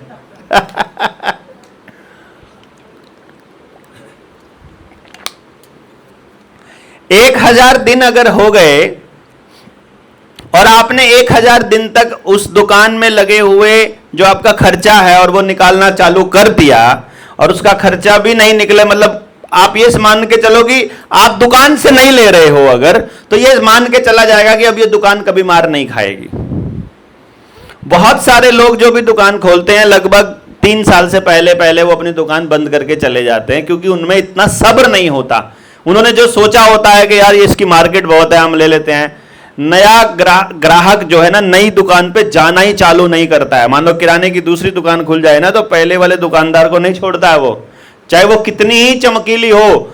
3 साल तक लगातार देखता रहे, और जिस दिन उस दुकानदार के पास सामान नहीं मिला, उस दिन वो पहली बार कदम टेकता है। इसीलिए दुकानदार कभी ये नहीं कहता मेरे पास सामान है नहीं, चाहे उसे दूसरी दुकान से लाके देना पड़े, क्योंकि उसको मालूम है कि दुकानदार ग्राहक को अगर वहां जाने की आदत पड़ गई तो वो सीधा वहीं चला जाया करेगा। ये कितना कमाल की चीज है कि आप सब लोग जब समाज का काम करने के लिए इस मुद्दे पर बाहर निकलोगे तो आपका इंतजार भी 3 साल का रहेगा। हाँ, हमने जो मेहनत की है पिछले 4 साल, 5 साल, 9 साल, 2016 से मैं निकला हूं, उस मेहनत को, उस क्रेडिबिलिटी को मैं आपको दे सकता हूं, क्योंकि मुझे देखते हुए लोगों को 9 साल हो गया है, आप लोगों को भी 4-5 साल हो गया है। तो भाई अभी तक अगर ये खरा है तो आगे भी चांस है कि ठीक ठाक निकलेगा बंदा। तो आप लोग, जैसे आपने भरोसा किया है वैसे ही गांव भी भरोसा कर सकता है। तो संगठन के साथ चलने का हमको फायदा है। तो मैं आपसे ये रिक्वेस्ट कर रहा हूं, ये आपसे गुजारिश कर रहा हूं कि शुरुआत में अपनी क्रेडिबिलिटी बनाने के लिए आप संगठन का फायदा उठाओ।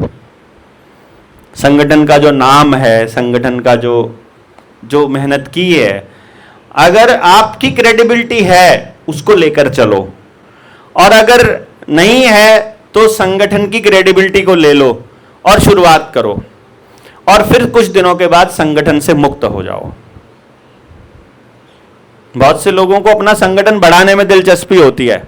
मेरे को तब मजा आता है जब कोई आदमी संगठन में जुड़ता है, यहां से सब कुछ चाहिए वो ले लेता है और फिर उसके बाद बाय बाय कर देता है, अब अपना काम खत्म, अब ये अपने आप कैपेबल हो गया ना। सर अभी आपके साथ में ऐसा ही हो रहा है कि जैसे आपसे यहाँ पे रुपये का मुद्दे से लोग सीख जाते हैं। एक अपने ललित करके एडवोकेट है, ललित जी करके, एक नहीं है, ऐसे ऐसे बहुत हैं। एक का नाम तो मुझे पता चला इसके लिए। ऐसे बहुत हैं जिन्होंने यहां से मुद्दे को समझा और फिर उन्होंने दुकानदारी चालू करी। ऐसे भी बहुत हैं जिन्होंने यहां से मुद्दे को समझा और इंडिपेंडेंट काम चालू किया। जिन्होंने दुकानदारी चालू करी वो दोबारा कभी नजर नहीं आए मोर्चे में, और जिन्होंने अपना इंडिपेंडेंट काम शुरू किया उनके साथ हम खड़े हुए। मतलब उनसे हमको कोई नाराजगी नहीं है, उनसे हमको कोई गुस्सा नहीं है, हम चाहते ही हैं कि वो इंडिपेंडेंट हो। क्योंकि देखो, अगर आप सारे लोग जनता सरकार मोर्चा का नाम लोगे तो इल्जाम हम पे ही आएगा कि तो बलारा की बात कर रहे हैं, कोई फायदा नहीं उसका। आप सारे लोग जितने खड़े हो 150 संगठन बना लो, आप करो मैं फलानी मुक्ति मोर्चा का राष्ट्रीय अध्यक्ष, आपको मैं फलानी मतलब इस संगठन का इस है ना राष्ट्रीय अध्यक्ष, आप सारे राष्ट्रीय अध्यक्ष हो जाओ और आप कहो अपनी इंडिपेंडेंट आवाज में सेम बात कहो, फिर समाज क्या सोचेगा, यार ये वाला आदमी भी यही बोल रहा है, ये भी यही बोल रहा है, और वो मोर्चे वाले भी यही बोल रहे हैं, बात ठीक ही होगी है सबकी बात। फिर वो अलग लोगों की बात ठीक हो रही है, फिर उनके पास अलग एंगल से आ रहा है। अगर आप भी जनता सरकार मोर्चा का ही नाम लोगे तो नुकसान है समाज का। वो एक ही व्यक्ति का नाम आएगा खाम खाई कि तो बलारा वाली बात कर रहा है। अपन बलारा वाली बात को काटो ना, बलारा को बीच से निकालो, बात समझ में आनी चाहिए ना गांव वालों को। तो हमारा जो मेन मकसद है, और फिर अगर आप बलारा वाली बात कहोगे, मोर्चे का नाम लोगे, तो मोर्चे का तो सरकार का एजेंसी की नजर आएगी कि ये मोर्चा कितना बड़ा है, कौन कौन लोग हैं। और अगर आप अपने संगठन की बात करोगे तो आपके संगठन बोलेंगे इसका संगठन कितना बड़ा है, किसका संगठन तो इतना बड़ा, 50-100 लोग हैं, हाँ चल छोड़ रहे हैं, तो इसको कौन पूछता है इसको। फिर कोई टेंशन नहीं है सरकार सिस्टम को भी आपसे कि 50-100 लोग हैं, ये ऐसे ही अपना भौंकते रहते हैं, कोई दिक्कत नहीं है। लेकिन कोई ये नहीं पता है कि पेनिट्रेशन कितने लेवल तक हो रहा है हमारा अंदर ही अंदर पूरे समाज में हम लोग घुसते चले जाएं, जड़ों में, नीचे। ये रास्ता बहुत बड़ा, मतलब बहुत प्रभावशाली है और बहुत शानदार है। भाई जिनको नाम चाहिएगा, पद चाहिए, आप लोगों से इकट्ठा करके आपका फायदा उठाना होगा, उसी आदमी को तो अपना नाम चमकाने की चिंता है। जिसको काम की चिंता है कि काम होना चाहिए यार, किसी नाम से हो जाए, उसको क्या दिक्कत है आप क्या नाम लेके यूज कर रहे हो। तो हमको कोई दिक्कत नहीं है आप किस नाम से काम करते हो, आप किस संगठन से हो, आप कैसे हो। जैसे वो अनूप मंडल वाले हैं अपने साथी आए हुए ना, वो बोलते होते हैं कि आप हमारा ही काम कर रहे हो, हैं असल में तो हम उन्हीं का काम कर रहे हैं। इस षड्यंत्र को वो लोग बोलते बोलते थक गए, उनको कोई सुनता नहीं अनूप मंडल वालों को। क्यों? अनूप मंडल वाले क्या करते हैं, बाप जी ने जिस भाषा में बोला है वो उसी को मतलब रिपीट करते हैं। तो लोग क्या सोचते हैं, बाप जी की भाषा बोल रहे हैं। होना क्या चाहिए था, मौजूदा हालात के हिसाब से हमें बाप जी की बातों को आज के परिप्रेक्ष्य में बताना चाहिए था। वो गलती कर गए वो, तो इसीलिए उनका काम हम कर रहे हैं, क्योंकि हम बात वही बोल रहे हैं जो बाप जी कह के गए हैं, लेकिन हम नया फ्लेवर, आज का फ्लेवर लगा के बता रहे हैं। जो बाप जी कह के गए कि हमको अपनी व्यवस्था बनानी पड़ेगी, हम कह रहे हैं हम अपना इस तरह का व्यवस्था बना रहे हैं।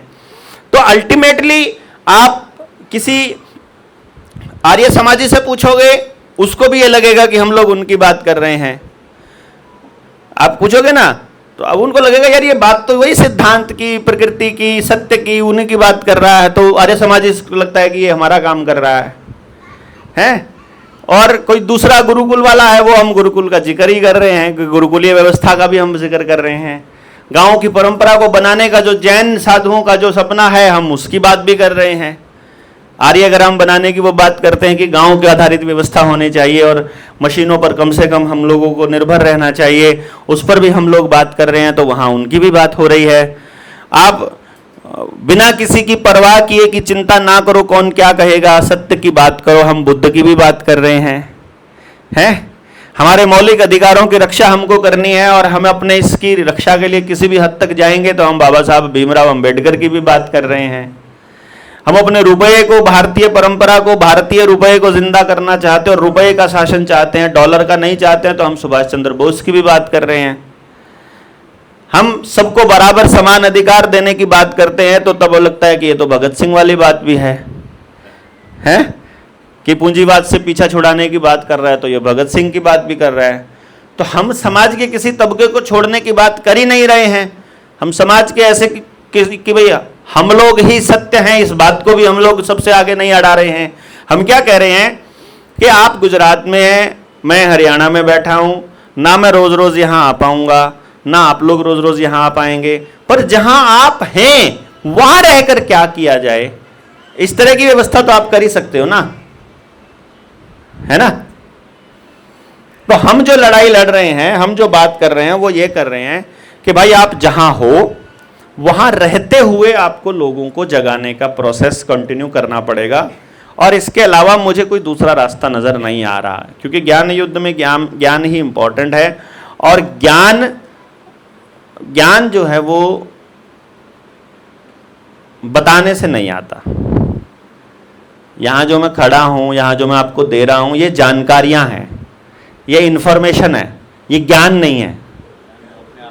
ज्ञान अपने आप आता है, वो अपने आप आए इसके लिए हमें अपनी बुद्धि को, अपने विचारों को, अपने शरीर को, अपनी आत्मा को एक लय में, एक सुर में लाना पड़ेगा।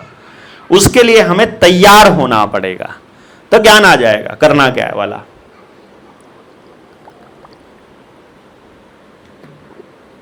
तो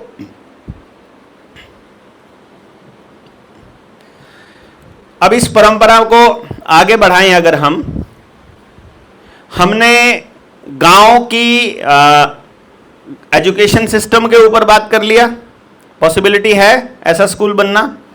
देखो, यदि आपको जानना है कि ऐसा स्कूल कैसे बनेगा, आपके गांव में कैसे बनेगा, आप अपने बच्चों के लिए कैसी शिक्षा आपको चाहिए और वैसे शिक्षक कैसे तैयार करने पड़ेंगे, तो आपको वो एजुकेशन वाली ट्रेनिंग करनी पड़ेगी। कोई रास्ता नहीं है, क्योंकि आज के टाइम पर उसके अलावा और तो कोई नहीं आदमी इस पे बात कर रहा है। वो एजुकेशन की ट्रेनिंग एक बार आपने कर ली और उसके नोट्स वैसे बना लिए जैसे मैं कह रहा हूं, आपकी 80% समस्याएं बच्चों को लेकर ऑन द स्पॉट खत्म हो जाएंगी। आपने उस पर काम करना चालू कर दिया तो 20% जो रह गई वो सामूहिक है, वो आप अकेले कभी भी दूर नहीं कर सकते। जो 20 से 30% समस्या बचेगी ना, उसके लिए आपको समूह की, समाज की ही आवश्यकता पड़ेगी। उसी के लिए हम लोग फिर इकट्ठा हुए हैं कि जो परिवार के लेवल पर आप ठीक कर सकते हो वो आप कर दो, बाकी जो समाज के लेवल पर करना होगा उसके लिए तो हम इकट्ठे हो ही रहे हैं। तब आपको और समाज भी इसी रास्ते पर जगाना पड़ेगा। वो पुनीत भाई के पास हैं ऑलरेडी, ग्रुप में वो डाल देंगे। आपने वो सारी ट्रेनिंग यहां से जाने के बाद खुद भी करनी है और अपने लाइफ पार्टनर को भी करानी है। जो भी 18 साल से ऊपर का बंदा आपके घर में है उस ट्रेनिंग को कर ले। ये समझो उसकी जिंदगी की, मतलब चाहे रिलेशनशिप को लेकर, फैमिली को लेकर, बच्चों को लेकर, माँ बाप को लेकर, भाइयों को लेकर, रिश्तेदारों को लेकर जो इश्यूज क्रिएट हो रहे हैं उनमें से 80% का सोल्यूशन आपको उस ट्रेनिंग में मिलेगा। सबको जितनी प्रॉब्लम्स हैं सब दिया उसमें, कुछ नहीं करना, आपने सिर्फ उसको सुनना है। नोट्स कैसे बनाने, कैसे भेजने, सब दिया हुआ है उसमें। 13 नहीं, अब एक हमने उसको 13 को घटा के हमने 11.25 घंटे की बना दी है। 10 घंटे 50 मिनट के आसपास की बना दी है। हाँ, 11.25 घंटे की है तो उसको बना दिया है। वो करके देखो आप, वो आपको सब कुछ मिल जाएगा उसमें। स्कूल का हमारा गांव है, यानी समझ लो कि 150 घर का गांव है, तो स्कूल कहाँ से लाएंगे सर? सरकारी स्कूल तो बंद हो गए, तो अगर कोई व्यवस्था कोई टीचर होती है, स्कूल का ढांचा कैसे मिलेगा? देखो, आपने कहा सरकारी स्कूल बंद हो गया, सरकारी स्कूल की जमीन वही है, ताला ही तो लगा हुआ है, ताला ही तो खोलना है। स्कूल की जमीन किसकी है? वो नहीं पता है, गांव वालों की जमीन है। अगर वो सरकार ने अपने नाम कर रखी है, वापस ले आओ, क्लेम कर दो। कैसे लाना है तो बताएंगे ना, तभी तो इकट्ठे हो रहे हैं। और किस लिए हो रहे हैं? मैं अपने गांव की नहीं ला पाया हूं अब तक। तो आपको इकट्ठा करने का पीछे यही पर्पज है कि आपके वाले गांव की भी बचानी है, मेरे को अपनी भी तो बचानी है भाई। इकट्ठी बचाएंगे, चिंता ना करो। वो पहले देख तो ले कि इतने लोग हो गए हैं कि यहां से ऐलान का कुछ होगा। अभी तो गांव वालों को बोल करके अपना ताला खुलवा के अपने बच्चों को वैसे कर लेंगे। पहले तो गांव वालों को इस बात के लिए तैयार करना होगा। देखो, आज बोलना चालू करेंगे ना अपने गांव में कि अपना स्कूल होना चाहिए, अपने टीचर ले आएंगे, इतने दिन में तो अपने ले आएंगे, साल 2 साल बोलते रहो। साल एक के बाद में ना, 2 साल के बाद कोई ना कोई आदमी ना आपको गांव वाला ऐसा बोल देगा, करता कुर्ता कुछ है नहीं, सारा दिन बोलता बोलता रहता है। उस दिन आपकी नंबर आएगा, ठा अब आए ना ऊंट पहाड़ के नीचे। उस दिन बोलना मैं क्यों करूं, मेरा काम थोड़ी ना है ये, मेरे को स्कूल से कुछ कमाना थोड़ी है, मेरे को क्या निकालना है स्कूल से। जितना मेरा काम है उतना ही तेरा भी तो है, जितना तेरा है उतना इसका भी तो है, उतना इसका भी तो है। ये क्यों नहीं आते हैं? आप बात तो करो कम से कम, क्योंकि रिएक्शन आ जाए बस किसी का। मैं तो बड़ा खुश होता हूं सोशल मीडिया पे ना, अगर कोई आदमी हमको दे रहा है, देखो कोई लॉग्ड प्रोफाइल वाला या जिसके प्रोफाइल में भगवान की फोटो है या ऐसा कोई है, वो ऐसा कोई व्यक्ति है, वो तो किराए का है, उसकी तो फालतू चिंता करनी नहीं होती, ठीक है। वो तो बीजेपी IT सेल का आदमी होता है। अदरवाइज कोई व्यक्ति अगर सच में असली प्रोफाइल है उसका और वो अपने सोशल मीडिया पे कुछ लिखता है और वो हमारे कमेंट में हमें नेगेटिव लिखता है, तो उस दिन हमारे को बहुत मजा आता है कि इस आदमी ने अगर नेगेटिव बोला है ना, मतलब आदमी सोचता है। अभी अगर उस एंगल से सोच रहा है, जिस दिन इसको ये वाला एंगल दिख गया उस दिन ये इस एंगल से सोचेगा। अगर सोच भी रहा है और बोल भी रहा है, ऐसा ही आदमी तो चाहिए बोलने वाला ही। तो विरोधी जो है वो सबसे प्यारे लगते हैं हमको, ठीक है ना। उनका तो ये लगता है हाँ ये आया बढ़िया, फिर मैं जान के उसको थोड़ा सा और मतलब ऐसे ऐसे बात बोल देता हूँ कि उसको और चिंगरी सी लगे और लिखे वो वहां पर कि लिखे एक बारी खुल के देखते हैं कितना आएगा, तो देखते हैं। तो वो उनके साथ बेचारों के साथ हम खेलते रहते हैं। यही काम आपको गाँव में करना है। बोलते जाना है, बोलते जाना है, बोलते जाना है, बोलते जाना है। जिस दिन करने की बारी आएगी, अभी हम बोल रहे हैं ना, खाली हम बोल ही रहे हैं, वो कुछ लोग तो बोलने लग गए, बोलता रहता है, कुछ करता है नहीं। क्या करना है? करना क्या है? अगर मेरे मरने से आपकी समस्याओं का समाधान होता हो, लोग कल ही करते हैं बलिदान अपना। और अगर करने से होगा तो मेरे करने से क्या होगा? मेरे हाथ में क्या दिया हुआ है आपने?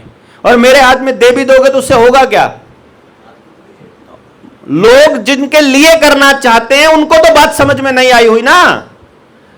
यहां मान लो आप मुझे शिक्षा मंत्री बना भी दोगे, मैं तब भी हालत नहीं सुधार पाऊंगा भाई, क्योंकि एडमिशन तो गांव के आदमी ने करवाना है, सिलेबस तो गांव के आदमी ने पढ़ाना है, पढ़ाने वाला तो आपके गांव का आदमी है। उनकी जब तक ट्रेनिंग नहीं होगी तब तक वहां शिक्षा मंत्री बिठाने का अपना कोई फायदा नहीं है। यानी कि जहां लास्ट आदमी जब बात को समझ रहा हो, सुन रहा हो, देख रहा हो, रिएक्ट कर रहा हो, वहां से बदलाव चालू होना है। और इसीलिए हमको बहुत बहुत बहुत सारे लोग चाहिए। इसलिए नहीं कि मेरा कोई काम करना है उनको, कि 1 लाख लोगों की भीड़ इकट्ठी करके हमको कोई सरकार गिरानी है या सरकार बनानी है, ऐसा नहीं। बल्कि इसलिए कि जब अहमदाबाद में किसी को अपने गांव के अंदर एजुकेशन के पर्पस के लिए लोग चाहिए और वो कहे कि मुझे इस तरह का आदमी चाहिए, और हम एक आवाज लगा दें कि अहमदाबाद में फलाने भाई को ऐसे ऐसे मानस चाहिए, 1 लाख लोगों में से 10 तो खाली बैठे ही होंगे जो वेट कर रहे होंगे कि चल अहमदाबाद घूम आते हैं, है कि नहीं? अब ना बैठेंगे ट्रेन में, लो अहमदाबाद, बोलो भाई कौन से गांव को निपटाना है, कि लो जी हो गया गांव, शाम तक बोलो अभी बताओ क्या करना है? मैंने देखा है, ये मेरे गांव में मैंने प्रैक्टिकल किया। एक एक घर में गए हम लोग, फिर भी काफी सारे घर रह गए, लेकिन ज्यादातर हमने ये किया कि यार इन 4 में से एक घर कर लो, तो भी हम ये मान लेंगे चारों घर जाए, क्योंकि इन चारों के लोग इकट्ठे बैठते हैं।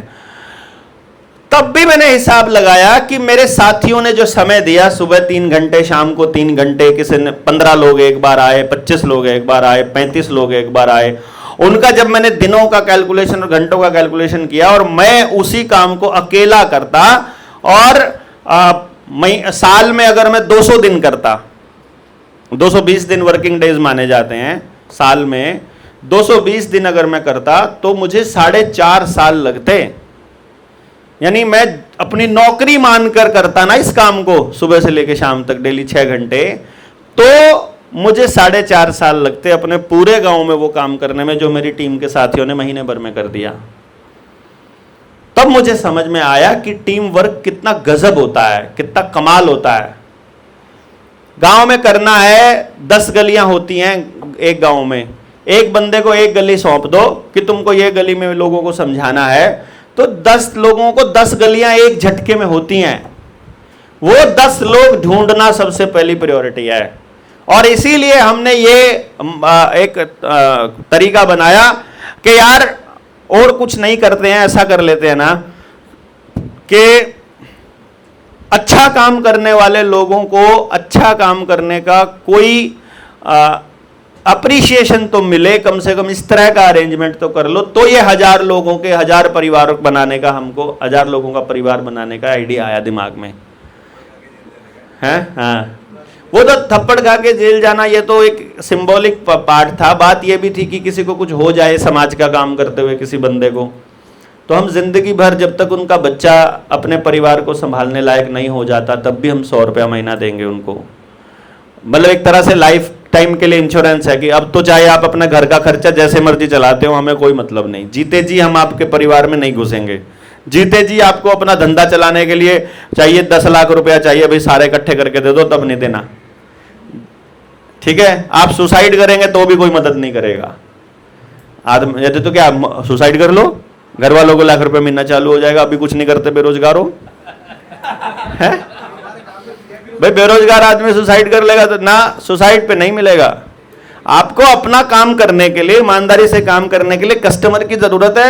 अगर आपका माल सच्चा है तो हम एडवर्टाइजमेंट करेंगे बिना कमीशन, बिना पैसे के, लोगों तक बात पहुंचाएंगे, भाई ऐसा आदमी है, इससे मदद ले लो। आप मदद लो बाकी लोगों की, पैसे उधार नहीं लेने, है ना, पैसे उधार नहीं लेने, उससे रिलेशन खराब होता है। हम आपके जाने के बाद सोसाइटी का काम करते हुए आपको कुछ हो जाए या इवन कुछ भी हो जाए, आप उस फैमिली के मेंबर थे और समाज पर काम कर रहे थे, तो आपके बच्चों के लिए कम से कम इतना तो हम बाकी के 999 लोग कर ही सकते हैं ना। और अभी हम 1000 लोग पहली लेयर में हो रहे हैं, क्योंकि देखो एक आदमी अगर बेईमान होगा, और मैंने कह दिया कि भाई अब हम एक व्यक्ति अपनी जिंदगी से 5 ऐसे ईमानदार लोगों को और जोड़ेगा मोर्चे से ही। जैसे आप में से एग्जाम्पल के लिए पहली बार कौन कौन आया आज मोर्चे में, हाथ खड़े करो। अब आप लोग पहली बार आए हो, तो जो लोग पहली बार नहीं आए हैं, यहाँ ऐसे 3-4 लोग हैं, अब वो लोग उस फैमिली में शामिल हैं। पहले से कौन कौन है जो इस मोर्चे में शामिल, कौन कौन है? अब ये देखो, ये हैं 4 और 4 8 लोग हैं। 8 लोग ये पहले से जुड़े हैं। इनमें से मैं मान के चलता हूँ कि मैं इनमें से 8 में से 5 लोगों को उस 1000 की टीम में शामिल कर लेता हूँ। बाकी के 3 लोगों का मुझे भी नहीं पता है, मान लो। अब मैं जिनके बारे में मुझे मालूम है, मैं उनसे पूछूंगा, भाई वो जो 3 रह गए वो कैसे हैं? ये बोलेंगे कि यार अच्छे आदमी है वो, भाई ऐसा जैसा हमने क्राइटेरिया बनाया वैसे है ना, हाँ ऐसे हैं, हो गए। अब पूरे 1000 में हम ये मान के चलें कि 10 आदमी बेईमान एंटर कर गए, मान के चलते हैं। ये 1% का तो आंकड़ा हो ही जाता है ना, 1000 में 10, 1% एरर तो चलता है, 5% तक भी चलेगा, तो 50 तक भी चलेगा, पर हम 10 मान लेते हैं। 10 लोग अगर गलत एंटर कर गए, अब मैं उनको कहता हूं कि मोर्चे के लोगों को आप जानते हो, अपने अपने एरिया से ईमानदार 5-5 लोगों को जोड़ लो। जो 10 लोग थे जो बेईमान थे, वो ईमानदारों को जोड़ पाएंगे? जो पहले ही बेईमान है वो और बेईमानों को जोड़ेंगे ना, 5 को। इसीलिए वो पहली लाइन में हम सोच रहे हैं कि पहली लेयर में कम से कम सारे के सारे वैसे हों जिन पे हम ट्रस्ट करते हो, जो हम पे भी करते हो। ये थोड़ा सा इसलिए समय लग रहा है उसमें कि पहली लेयर 1000 लोगों की थोड़ी सी फुल प्रूफ हो, कि एक आदमी अगर, जैसे ही एक आदमी का लगता है कि ये जानबूझ के किया है, देखो गलती सबसे होगी, सेकंड चांस हर व्यक्ति को मिलना चाहिए, ये मैं मानता हूं, पर जो जानबूझकर किसी से चीटिंग कर रहा है, आदत खराब है जिसकी, ऐसी आदत खराब वाले लोगों को निकालने में 1 मिनट नहीं लगे, इस हालत पे हमें पहुंचना पड़ेगा। पहले ही आदमियों की कमी है जिसके पास, वो क्यों निकालेगा एक आदमी को? यार छोड़ो यार, कम से कम सिर तो दिख रहा है इसका, जहां सिर दिखाने की बारी आए। तो इसलिए उस चीज में समय लग रहा है। और देना भाई, भरना जरा। तो ये एक प्रोसेस है, एजुकेशन की हो गई। अब खेती पे मान लेते हैं। जब तक हमारा अनाज साफ सुथरा नहीं होगा, बिना केमिकल का नहीं होगा, जैसा खाए अन्न वैसा होए मन, अगर अनाज सुरक्षित नहीं होगा तो आप सोच सकते हो कि भैया आपका बच्चा जो है वो अच्छे विचारों वाला हो सकता है, अगर खाना ही शुद्ध नहीं खा रहा है तो किसान क्यों करे भाई? किसान को अगर पेस्टिसाइड वाले उत्पादन, उस पेस्टिसाइड डालने से ज्यादा उत्पादन मिल रहा है और बिना पेस्टिसाइड के उसका पैदावार ही नहीं हो रही है, उसकी जमीन वैसे ही खराब हो चुकी है, तो बिना पेस्टिसाइड के वो कम पैदावार आपके कहने से क्यों ले? लेकिन यदि हमारे मोर्चे में शहर में बहुत सारे लोग हैं, आप में से खेती कौन नहीं करता है? कौन नहीं करता है? सब बाजार से खरीदते हो सामान, खेत वाला। अगर आपको मैं बोलूं कि हम ऐसे किसान से आपका टाई अप करा देते हैं जो बिल्कुल भी केमिकल नहीं डालता है, तो आप में से कौन कौन लोग हैं जो डबल रेट में भी लेने को तैयार हैं? ये सारे तैयार हैं। इसका मतलब सिर्फ समझ देनी है शहर के लोगों को, जिनको भाई प्योर चीज है। अब हम किसान को एक श्योरिटी दे सकते हैं कि तेरी पैदावार आधी भी हुई तो भी तेरी पैदावार की बिक्री की गारंटी है। क्यों? हमने ये कोई जगह टेस्टिंग करके देखा है, जहां नॉर्मल किसान की धान बिक रही है 4000-4500, अपने वाले किसान की धान बिक रही है 8000 रुपया, डबल के करीब, और खुश होकर ले रहे हैं क्योंकि प्योरिटी है, अलग ही खुशबू है, अलग ही मजा है उसको खाने का, मतलब वो बात ही अलग है। तरस रहे हैं लोग असली चीज के लिए। तो इधर से किसान को जोड़ दिया, इधर से खाने वाले को जोड़ दिया, और सबको बोल दिया कि तुम वो नहीं कहोगे। एक तो मेथड ये हो गया। दूसरा मेथड ये हो गया कि हम किसान के पास ऐसे साइंटिस्ट को, ऐसे रिसर्चर को ले जाएं और हम कहें कि जो रिसर्चर रिसर्च करते करते जिसको 10 साल 15 साल हो गए हैं, वो आपके लिए ऐसी खेती करने का तरीका बता देगा कि आपको केमिकल भी नहीं डालना पड़ेगा और आपकी पैदावार भी पूरी की पूरी होगी। फिर बताओ किसान को फायदा है कि नुकसान है? तो हमने किसान को बिना केमिकल का उगाना सिखा दिया और इधर से उस किसान की जानकारी उन लोगों से करवा दी जिन लोगों को खाना चाहिए डायरेक्ट किसान से। तो सब लोग जाकर के खेत से ही ले आएंगे अपने आप। खाना ठीक होते ही हमारे विचार शुद्ध होने चालू हो जाएंगे, समाज के लिए वापस तैयार हो जाएंगे हम लोग लड़ने के लिए। एक फायदा ये हो गया। दो हो गए ना? तो अब स्वास्थ्य वाले एंगल पर आ जाओ आप, हेल्थ वाले एंगल पर। आज के टाइम पर बच्चे को कुछ भी हो जाए, हम भागते हैं सीधा एलोपैथी के डॉक्टर के पास। एलोपैथी का डॉक्टर देता है सबसे पहले जो टेस्ट करने वाली कंपनी है उनके लिए काम कि भैया टेस्ट करवा लो। सारे टेस्टों में 50% कमीशन होता है डॉक्टर का। फिर उसके बाद ऑपरेशन करता है वो, चाहे कुछ भी हो रहा हो ऑपरेशन ही करना होता है उनको। एडी में दर्द है कहता है ऑपरेशन होएगा, कूल्हे में दर्द है कहता है ऑपरेशन होएगा, है कमर में दर्द है कहता है ऑपरेशन होएगा। यही कहता है ना वो, ऑपरेशन कहता है। और असल में सब जगह हो क्या रहा होता है? नाभि डिगी होती है। क्यों? किसी टेस्ट में नहीं आएगी, किसी अल्ट्रासाउंड में नहीं आएगी और डॉक्टर लोग मानते भी नहीं है। और 80% बीमारियों का मतलब खाना हजम नहीं हो रहा है, या दस्त लगे हुए हैं, या आपको कब्ज है, या आपके पैरों में दर्द है, एडियो में दर्द है, यहाँ इस तरह की दिक्कत है, सर्वाइकल टाइप की, पीछे टाइप की, इन सब में कॉमन एक चीज मिलेगी, आपकी नाभि डिगी हुई मिलेगी।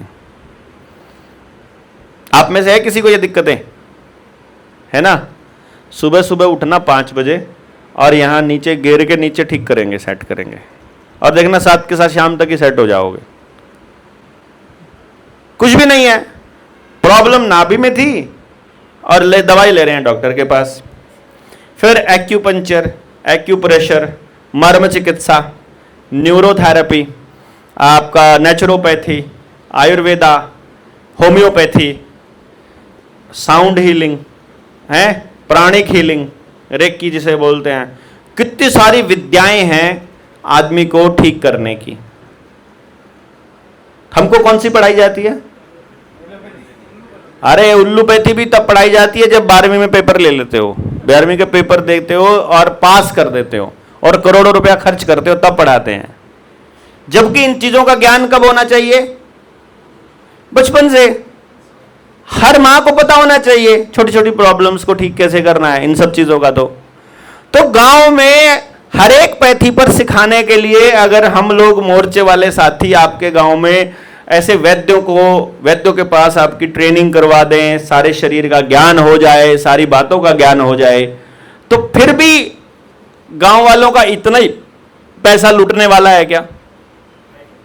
हाँ बताओ, गांव का पैसा रुक जाएगा गांव के अंदर ही।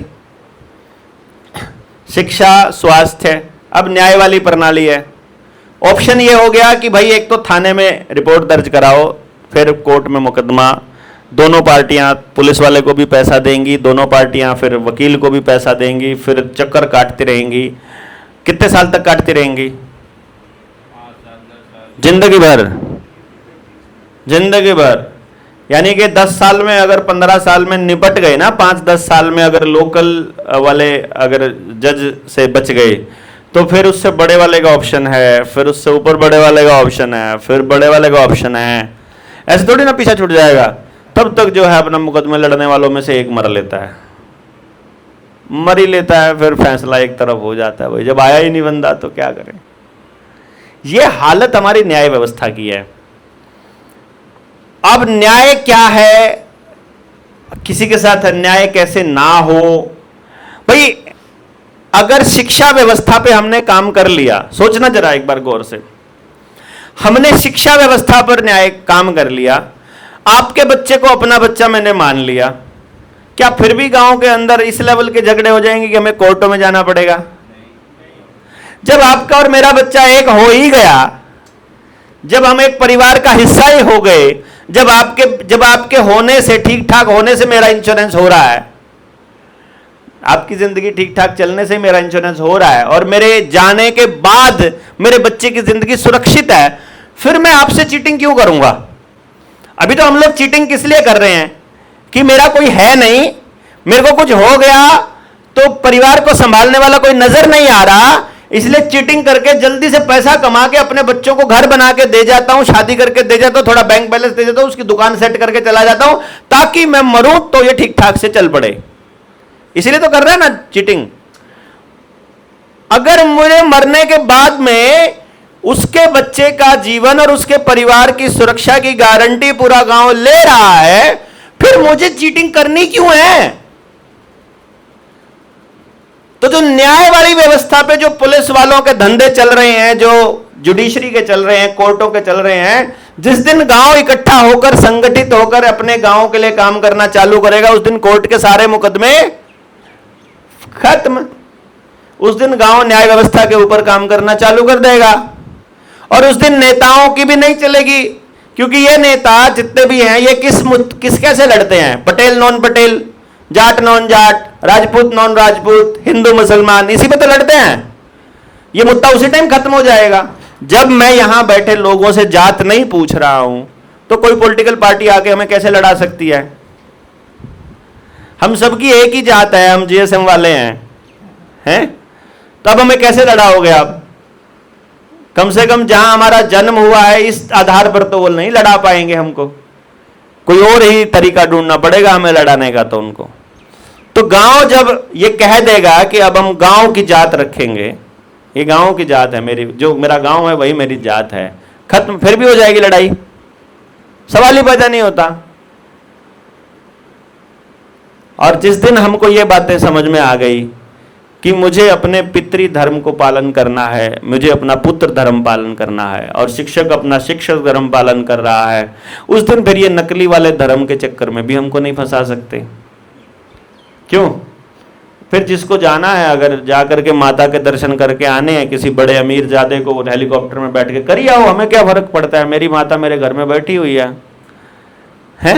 मेरा शिव जी मेरे खेत में है, हमारा जो भगवान है वो दादा खेड़े में है, जाओ तुम जिस मर्जी मंदिर में चले जाओ, हमें क्या फर्क पड़ रहा है?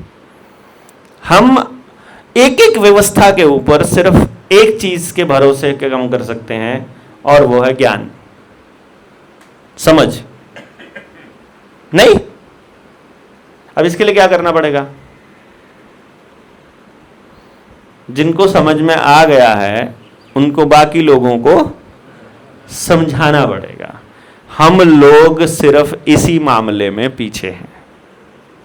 बताओ, एक से एक शानदार आदमी जनता सरकार मोर्चा में जुड़ा है, हम इतने लंबे समय से संघर्ष कर रहे हैं, लगातार बोल रहे हैं, कोई दिन ऐसा नहीं गया है जिस दिन हमने इन चीजों का प्रचार प्रसार, लड़ाई झगड़ा, दौड़ भाग यात्रा नहीं की है, कोई ट्रेनिंग कोई मीटिंग नहीं की, ऐसा कोई दिन नहीं गया। तो जब हम कॉन्टिन्यूअसली इस काम पर लगे हुए हैं, अगर इस पर कुछ करना पड़े, बोलना छोड़कर प्रैक्टिकल कुछ करना लगे, तो उसके लिए पहले बोलने वाले लोग तो होने चाहिए। क्यों जी? और मुझे 2026 में हर हाल में शिष्य कुल पर काम शुरू करना है, और अगर मुझे शिष्य कुल पर काम शुरू करना है तो भैया बोलने वाले लोगों को बोलने पर काम शुरू करना पड़ेगा, क्योंकि मैं बोलना छोड़ूंगा, फिर उसके बाद काम करेंगे ना प्रैक्टिकल। कि मैं फिर एजुकेशन वाले सेक्टर पे काम कर दिया ना अगर, तो लगभग समाज में हर चीज के ऊपर काम हो जाएगा। क्यों? जब हम छोटे छोटे बच्चों को आयुर्वेद की जानकारी दे रहे होंगे, तो वो वीडियो साथ के साथ उनके मम्मी पापा को भी तो जाएगी, वो साथ के साथ पूरे गांव को भी तो जाएगी। ये पूरा मेडिकल माफिया का षड्यंत्र 2-4 साल में खत्म कर देंगे हम लोग। समझ का ही तो पंगा है ना। ज्यादा जरूरी ना है। रुक जाते हैं लोग, इस समझ पे काम करते करते ना रुक जाते हैं, थक जाते हैं। अब मैंने क्या किया, मैंने अपने थकने के रास्ते बंद कर दिए। थकने के रास्ते कैसे बंद कर दिए? मैंने पहली लाइन में ही बोल दिया कि 700 साल पुरानी व्यवस्था है, जब तक अपने बच्चों को देकर नहीं जाओगे इस लड़ाई का फार्मूला, तब तक आपका जीना बेकार है। तो आपको आखिरी दम तक एक ही का चीज पे काम करना है कि अगली जनरेशन को यह लड़ाई लड़ने की बुद्धि कैसे देके जानी है ना। और अगली लड़ाई, और हमारा बच्चा इसको लड़ाई के तौर पे ना ले, इसी को अपने जीवन का टारगेट बना ले अगर, और उसका जीवन इसी से चलने लग जाए तो क्या दिक्कत है। आज मैं धड़ल्ले से बिल्कुल डंके की चोट पर इसलिए सब लोगों के साथ खड़ा हो सकता हूं या इस सिस्टम के खिलाफ अब मैं बोल पा रहा हूं, क्योंकि मैंने लालच से मुक्ति पा ली। पूरा देश जानने लगा। पहले ही मेरे पास बहुत लंबी वेटिंग होती थी काउंसलिंग करवाने वाले लोगों की। अब प्रचार खूब होने लगा तो एक ब्रांड भी बन गया, तो अब और होने लग गई। तो हम जाल में नहीं फंसे उस लालच के। हमको पता है कि नहीं, वो उतना ही चाहिए जितना मेरा घर चल जाए, लेकिन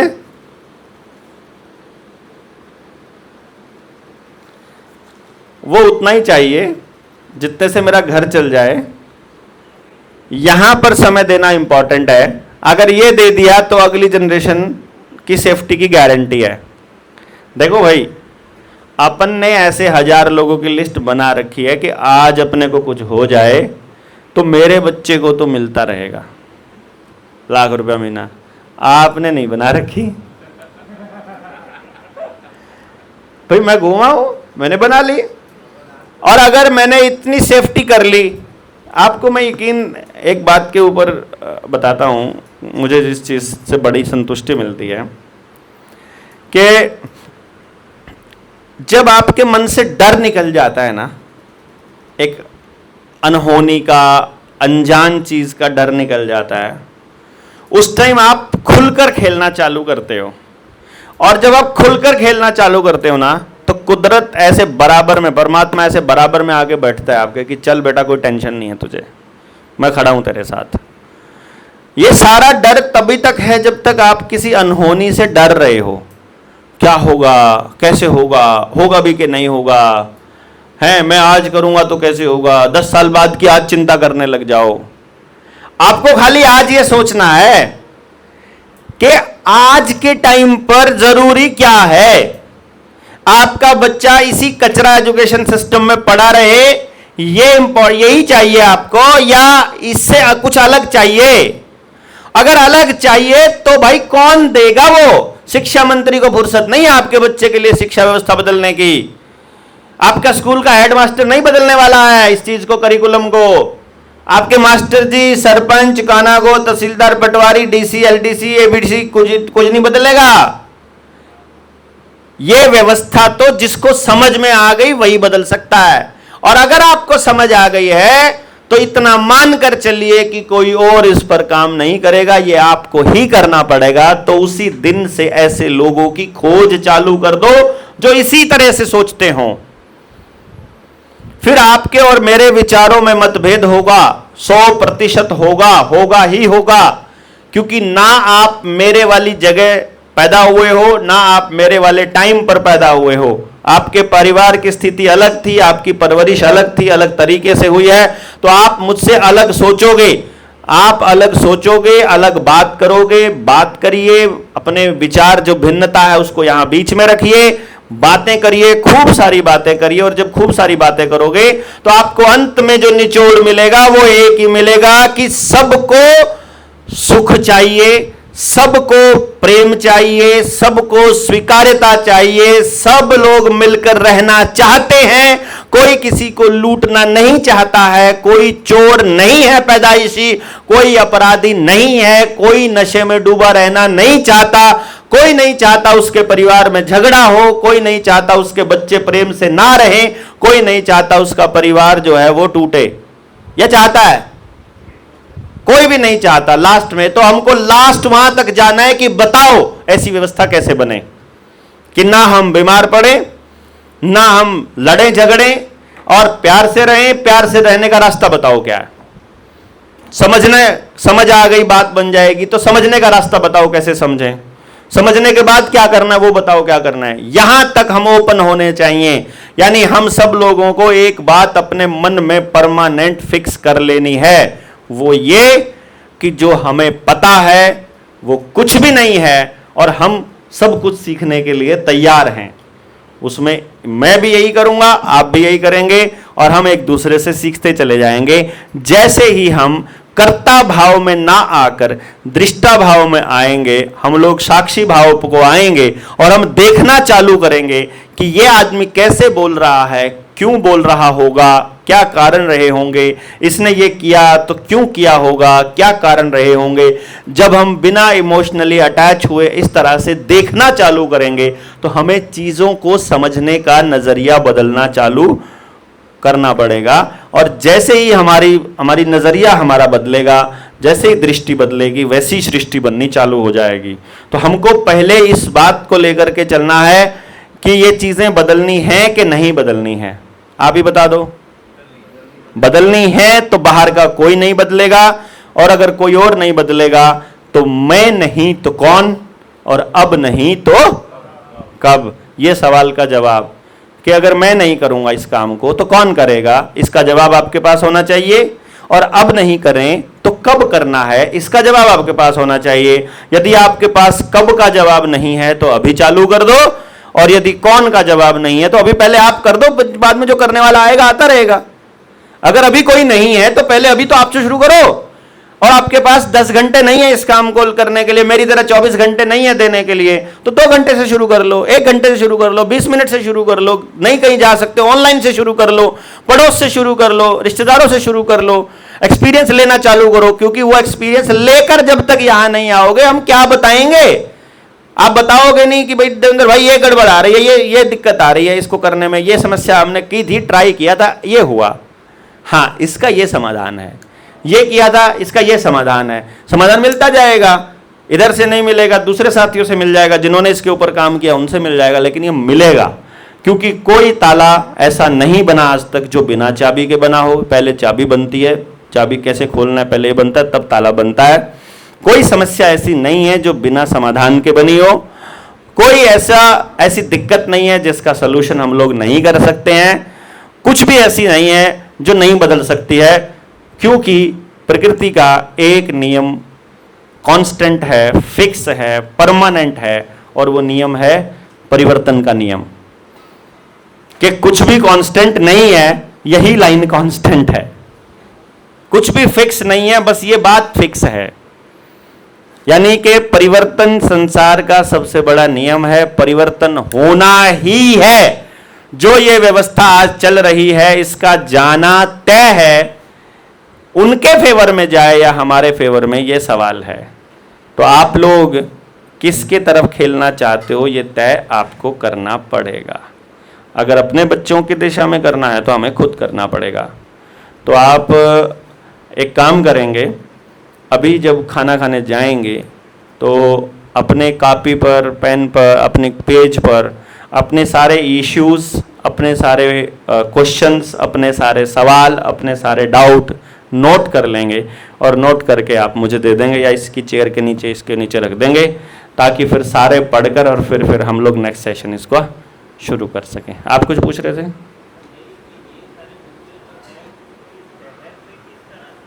हाँ, शहर के लिए भी बता देंगे, कोई दिक्कत। नेक्स्ट सेशन में हम लोग, आप अपना पॉइंट लिख करके और यहाँ रख दीजिए और फिर इस पर काम करते हैं। ठीक है जी? तो हाँ।